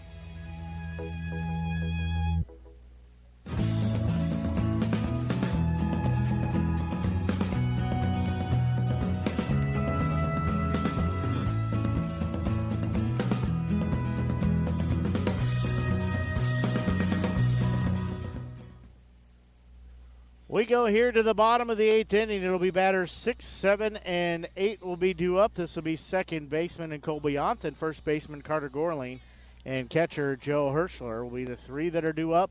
Still on the mound is Bergman. So Ott will dig in here on the near side of the plate. First pitch to him, he's going to hit that one off the end of the bat. Left fielder coming in on it. That is Sanchez. He'll make the grab for out number 1. It's 1 pitch and 1 out. Now this will be first baseman Carter Gorling stepping in.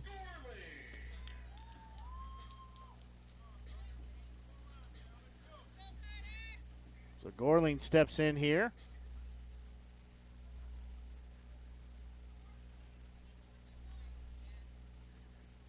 As first pitch will miss, ball 1. Have to say the walk-up song in the game that we did in this last half inning much harder. I didn't even hear whose it was. Levi's. Starting pitcher Brady Malpe's dad actually got it correct. So there you go. 1-0 offering. There's going to be a hard chopper. It's going to be taken by the shortstop. Heel glove. Throw low. And Gorley's going to be safe. He's going to round first. He's on his way to second. He's going to have to get down. He slides in safely. No throw was there. I think part of the decision there from Gorling to go to second base is he knew that Guzman was all the way down in the split, so he'd have to pick himself back up before he could go retrieve that ball. Would assume that would go down as an error. Yeah. Yep, single and then an E6. Already. So now this will be Joe Hirschler stepping in. Yeah, that's a good heads-up play right there. That's a first baseman knowing the situation at first base. Absolutely, and it was a bang-bang play, so obviously he sees Guzman going down to get it. If he's standing straight up, I don't know that Gorling maybe is able to make that turn because there's going to be a ball. It's going to be lifted to center field. Center fielder going back will make the grab for out number 2. Off the bat, I thought that ball was getting in the gap. I did it was too. Gonna drop, but it just hung up too long. So now this will be Taylor Hopkins, the shortstop, stepping in. This is about to be the fastest half inning of the night if this out is recorded right here. That'd be a good time to put a little insurance up there as the Renegades lead by a score of 4-2. Incredibly interested to see who they bring out for this 9th inning on the mound. So Hopkins will step in. First pitch, he's going to hit a slow roller. It's going to be gloved at second. He'll double clutch, throw to first in time for out number 3 as that goes as a 4-3 put out. So despite giving up a single and then an error, there were no runs, no damage done, 1 left on the base. We'll go to the 9th inning here as we'll take a quick break and be back. You're listening to exclusive coverage Renegades baseball here on the Show Me Sports Network. Serving the capital city and the surrounding area for 70 years, Animal Medical Center strives to provide the best possible medical service for your pet in a caring atmosphere. To promote quality healing and preventative care in a fear-free environment, Animal Medical Center of Jefferson City is a full-service veterinary hospital. Whether your pet has fur, feathers, or scales, Dr. Greg Boyer and Dr. Kayla Terry have the experience and expertise to treat complex medical conditions as well as providing annual well checks and vaccinations. Animal Medical Center of Jefferson City is the only veterinary hospital in the capital city accredited by the American Animal Hospital Association. To schedule an appointment, call the team at Animal Medical Center of Jefferson City at 573-636-4626. Running out of some of your favorite Avon products and haven't seen an Avon brochure in quite some time? No need to worry. Avon Independent Sales Representative Michelle Carty can help with your Skin So Soft makeup, jewelry, fragrance, and skincare needs. Avon now carries cleaning supplies, clothing, daily essentials, and several small LG electronic items. You now have the opportunity to shop online 24/7 and have your order shipped directly to your front door by shopping with Michelle at mcarty.avonrepresentative.com or find her on Facebook by searching Avon Carty.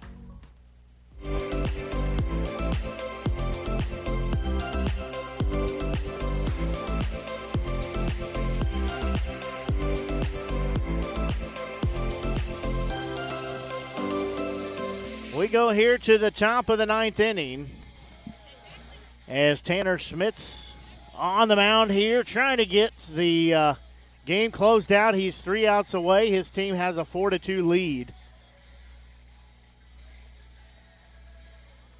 As he will be facing batters 7, 8, and 9 will be due up. That's very doable for him. I think most importantly, you would just like to see a quick inning. Obviously, you take the win in the final 3 outs any way that you can get, but obviously pitching up over 30 pitches for Schmitz and giving up the 1 run in 2 innings. And if you could retire 7, 8, 9 in relatively quick fashion, I think it'd make you feel pretty good about one of your most important bullpen arms. Yeah, so I think he's just, what'd you say, just at 30 pitches? I believe with an out or with last couple batters. He's at 29 or 30. I may have miscounted. He's right in that 29 or area. 30s, Yep. yeah. I don't know if I miscounted one or not, but I think he's at 30, but he might be at 29. So Ramirez is the batter. He's going to rip that one foul down the third base line. Like the defense the Renegades have out here, I think there's really no weakness at any part of the field. Herschler behind the plate is obviously as good as they get at catcher. You've got Gorling and on the right side of the infield, Lovich and Hopkins on the left, and then in the outfield, Wagner, Forte, and Matashek. I mean, all 3 of them are very, very capable outfielders, so I like what they've put together. So Schmitz looks back in 0-1 offering. That one's going to miss, even the count 1 ball, 1 strike. Looks like Forte is playing closer to left center than in just straight center field against a right-handed batter here to start this inning. I mean, Forte's playing almost closer to the scoreboard than the dead center 375. 1-1 offering, that one low. He laid off of that, did Ramirez. Also looks like the left side of the infield playing pretty far back. Right side a little closer in, but the left side multiple sets behind the bag. 2-1 offering. That one upstairs. That makes it 3 balls and 1 strike. Well, this next pitch could completely change how this inning goes because you lose them and you put the tying run coming to the plate with nobody out, or you give yourself a chance to go 1 up, 1 down. So 3-1 offering on its way. There's going to be a ball that is going to be hit into center field. Adonis has to let it bounce in front of him. So that's 5 pitches and a ball hit into center field will result in Ramirez standing on first base. I think the shift actually hurt the Renegades there because if he's playing dead center field, he probably makes that catch, just has to come straight in. But with Forte standing in left center, really no opportunity for him to make that catch. That's tough right there because that was a ball in normal positioning that's probably out number 1. Yeah, I think you're right about that. It's just a tough break for him as they had the thing set up. They had the shift set up, so now it'll be Ian Nolf.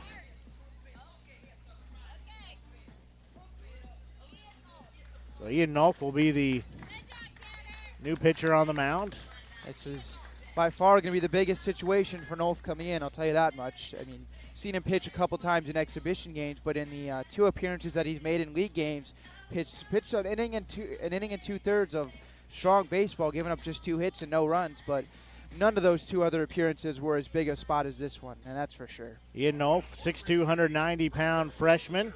He is from Wardsville, Missouri, plays at Columbia College, a right-handed pitcher, right-handed fielder, and right-handed batter. So he is a middle infielder turned outfielder. Well, this is just one of the things that's going to happen Got a when you pitcher.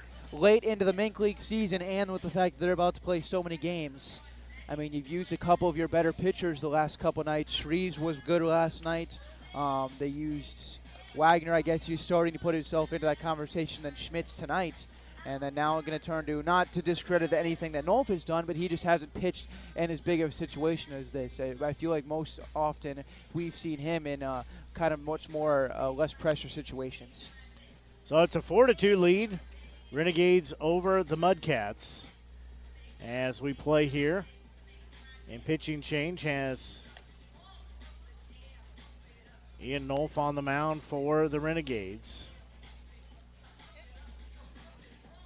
So he will have one or two more pitches, then we will get set to play.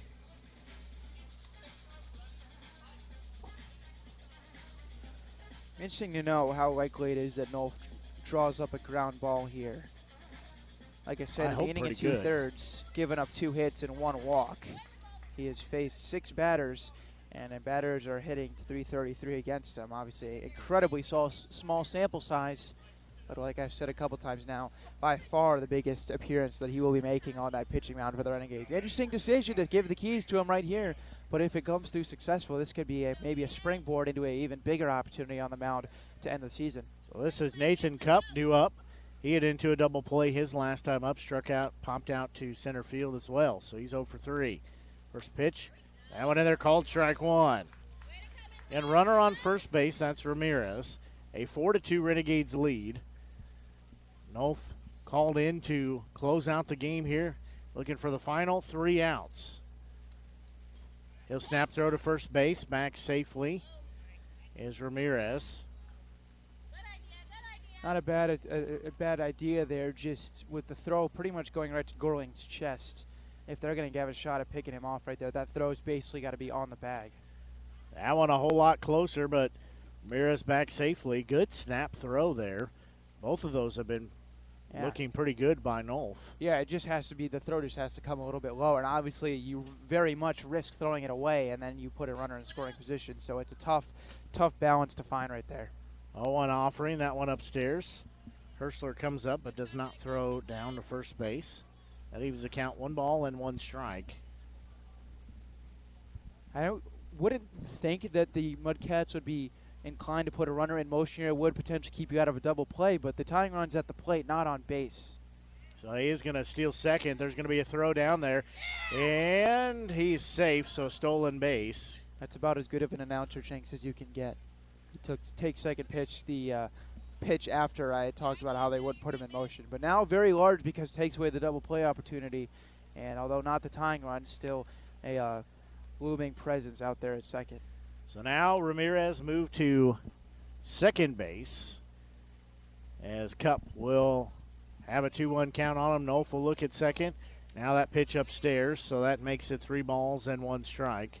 Well, Nolf here has just got to start throwing strikes. I mean, he already has thrown one. It's only a 3-1 count, but worst thing that he can do is put himself in a worse situation, start putting guys on, especially the tying run and then the winning run on deck. So he looks in, gets the sign from Herschler. He'll check on the runner at second, 3-1 offering. That one outside, so he walked Cupp, so Cupp will jog on down to first base. Now this will be second baseman and Jonah Samford, and I think they're maybe going to have a pinch hitter for him here. It looks like you're going to go pinch runner. Or pinch runner, rather.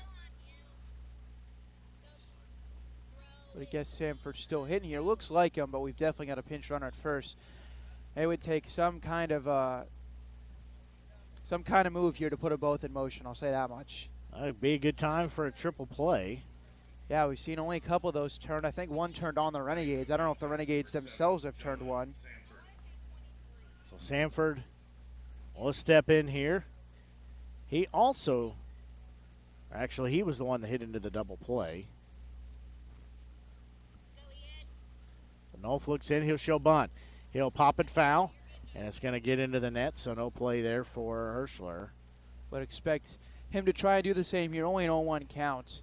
And it would be huge for Chillicothe to put 2 in scoring position with only 1 out and move the tying run up to second base.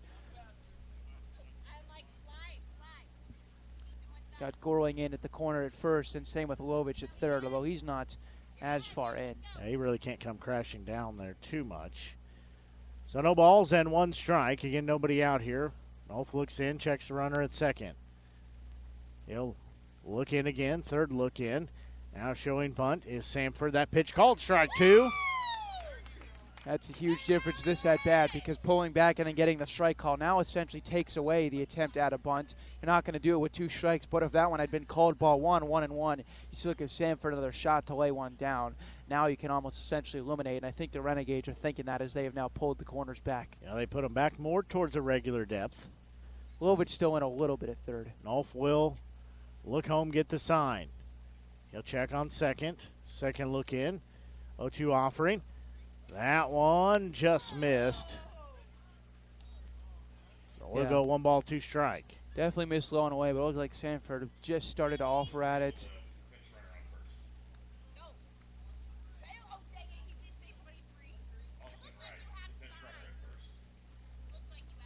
Would not expect them to try and have Samford put on another bunt attempt in a 2-strike count, although I wouldn't put it completely past them.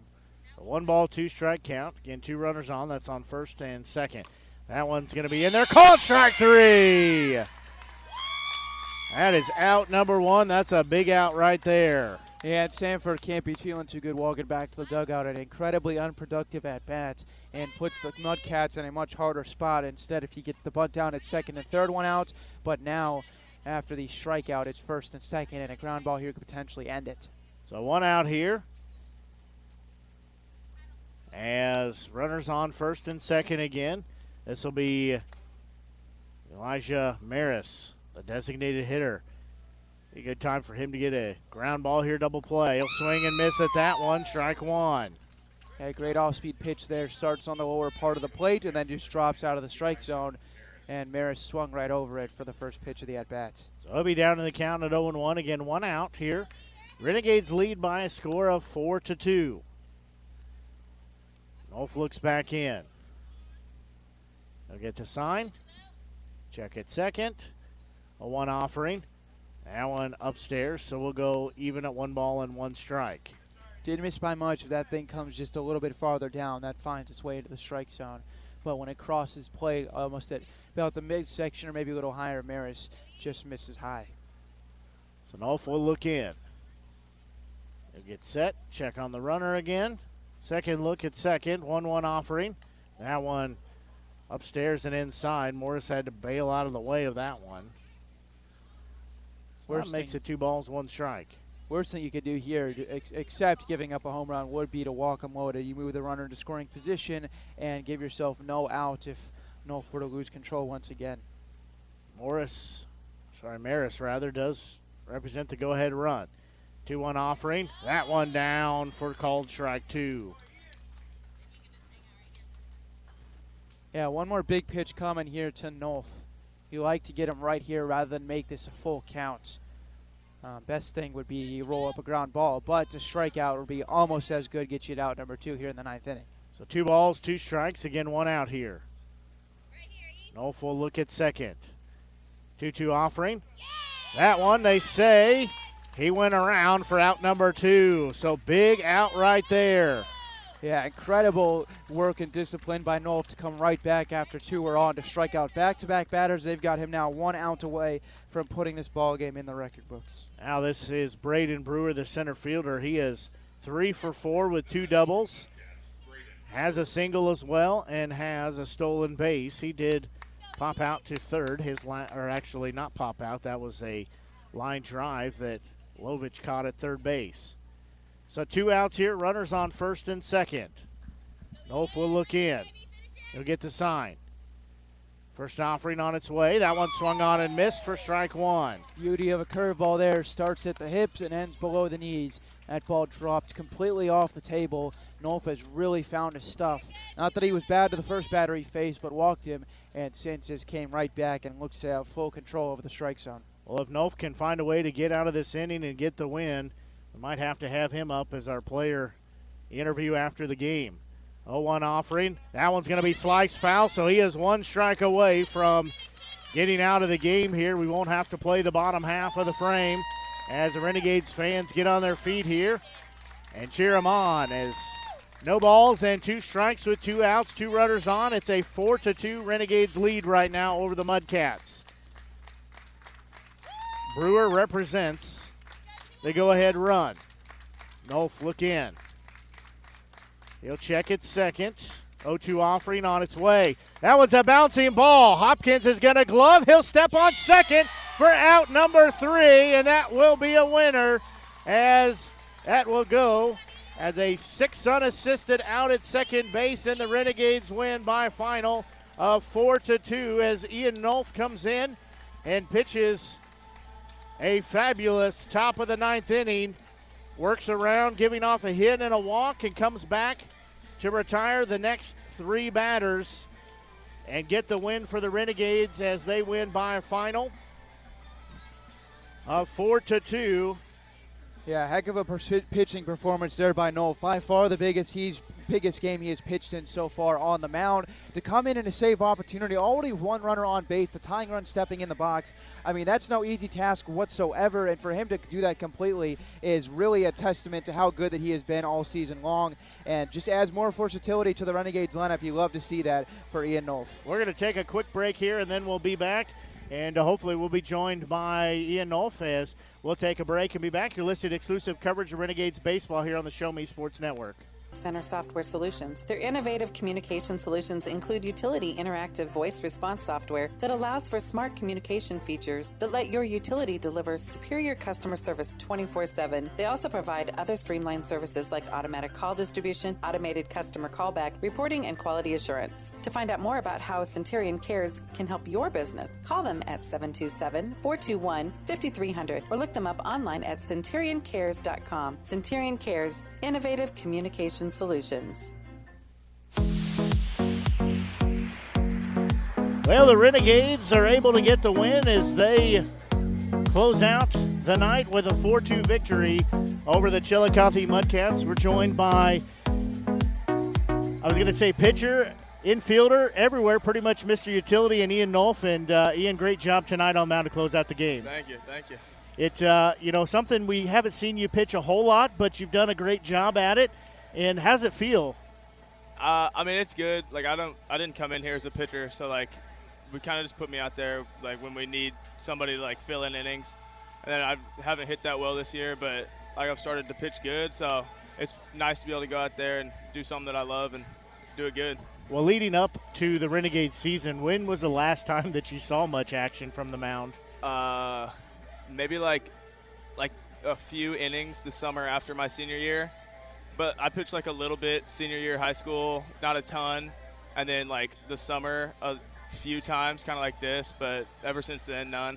Right. So what was your feeling going into that inning? You worked around having a walk, you worked around a hit, and you came out and shut down the next 3 batters. Yeah, I mean, it was good. Just kind of going out there, like, yeah, not a lot of stress for me because I'm a hitter usually. So like going out there, I'm not supposed to be that good, but then just kind of get the job done and feels all right. Absolutely. What was the kind of the mindset there with you guys getting an early lead and then really never looked back? What was kind of the mindset there in the dugout? I mean, guys are just trying to have good ABs and like put barrels on balls, and sometimes we'd hit them right at them, and it is what it is. But just keep pitching, fill up the zone, don't let a lot of free bases, and we'll be all right. Well, we saw quite a few really hard hit balls. We saw both teams make some excellent plays, but saw several that were about as far as you could hit it here without going out of the park. You know, as a hitter, as you talked about, what does that do? I mean, how do you bounce back from that at your next at-bat? Yeah, I mean, it sucks because, like, you do kind of all you can. Sometimes I just make a good play or the ball just doesn't go quite far enough, but you can't really – I mean, you can't hate it. It's a barrel, so keep going up there feeling good. Absolutely.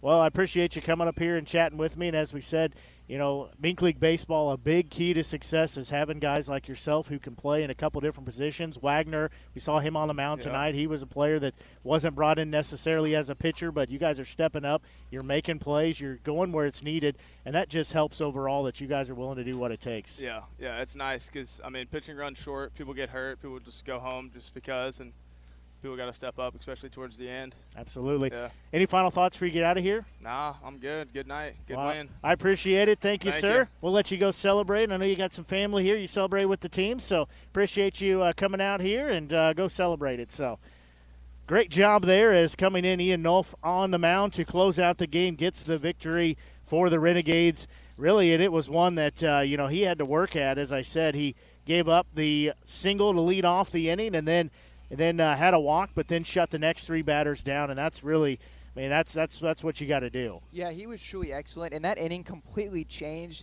to the batter that stepped in, went 2 on and nobody out, because if that bunt is laid down, you're looking at second and third and 1 out, and instead you get him to 2 strikes, then he has to pull the bunt back, and then Nolf able to come back and strike him out. That's complete difference in the inning. Not only boosts Nolf's confidence, I'm sure a ton, but completely changes where everyone's at, and then, like you said, Nolf followed it with another strikeout, then the ground ball. I mean, it was a great bounce back, good pitching overall. I mean, the fact that Tanner Schmitz had went 2 innings, 30 pitches, going for 3, I mean, that says a lot about someone who's been so versatile. Maltby was great once again. I mean, all 3 guys that took the mound tonight for the Renegades deserve a ton of credit, because they're going to be key workhorses, especially the 2 out of the bullpen down this playoff push. Yeah, you're absolutely right on that. And, just kind of like Ian said, that they get here in the season, especially as we start, we're getting to that point where we're starting to get later on in the season. I mean, as of tomorrow, we are into the downhill slide of the season, officially on the other side of the 3-quarter mark for the season. So,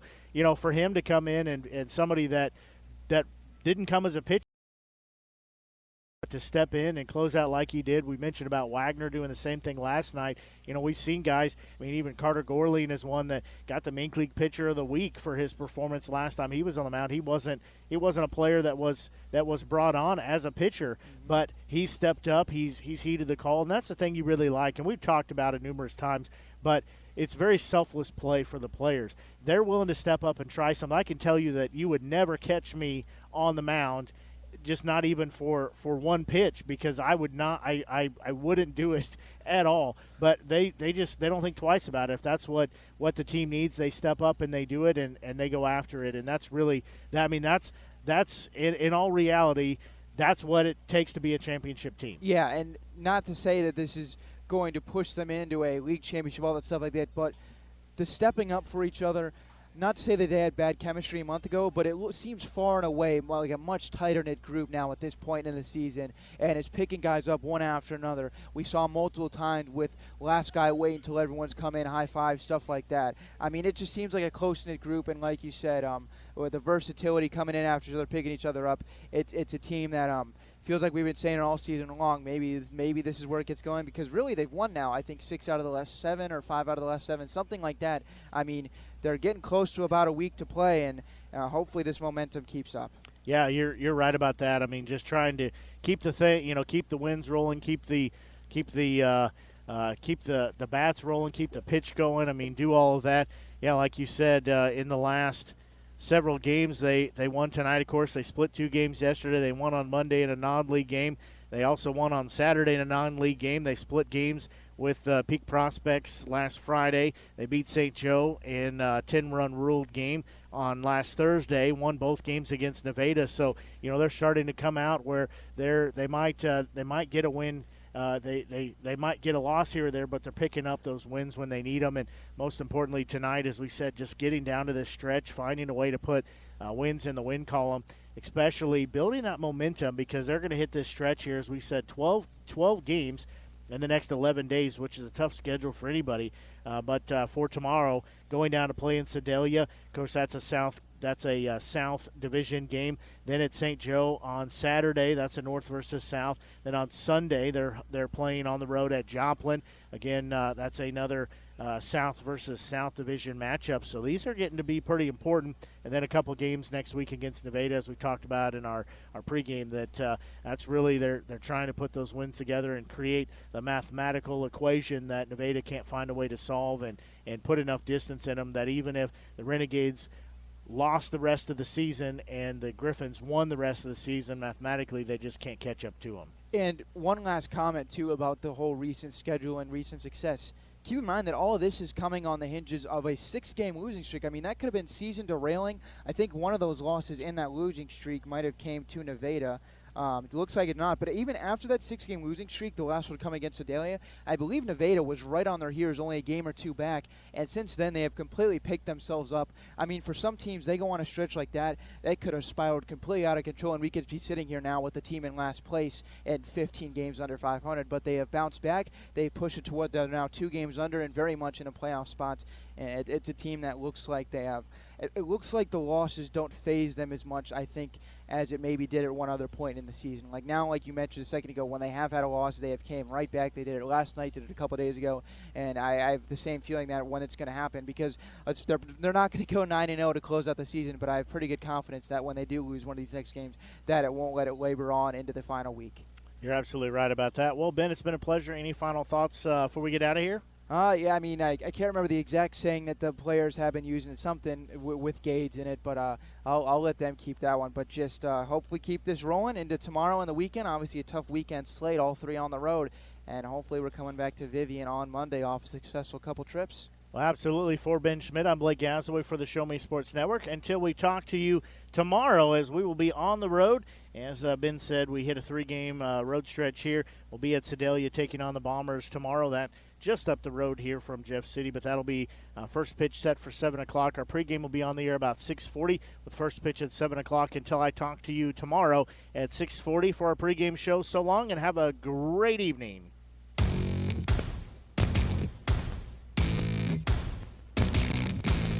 You've been listening to the biggest and absolute best game coverage in mid-Missouri on the exclusive home for Jefferson City Renegades baseball, the Show Me Sports Network and the Renegades Radio Network. The Show Me Sports Network broadcast crew are the ones that know your Renegades the best. Exclusive coverage of Jefferson City Renegades baseball has been brought to you by Animal Medical Center of Jefferson City, Avon with Michelle Carty, Boone County Journal, Centurion Cares, Christopher Scott, Farmers Insurance, Doc and Norm Direct, Eddie Goodell Society, Han Custom Laser Engraving LLC, Hoslog Landscaping and Design, Last Sentinel Firearms, Retrieving Freedom, River Oak Christian Academy, Sawdust Studios, State Tech of Missouri, and Walk Off Wood Bat Company. We hope you've enjoyed the broadcast. Join us anytime on the web at ShowMeSportsNetwork.com or find us on Facebook by searching the Show Me Sports Network. The Show Me Sports Network and the Renegades Radio Network, your exclusive home for Jefferson City Renegades.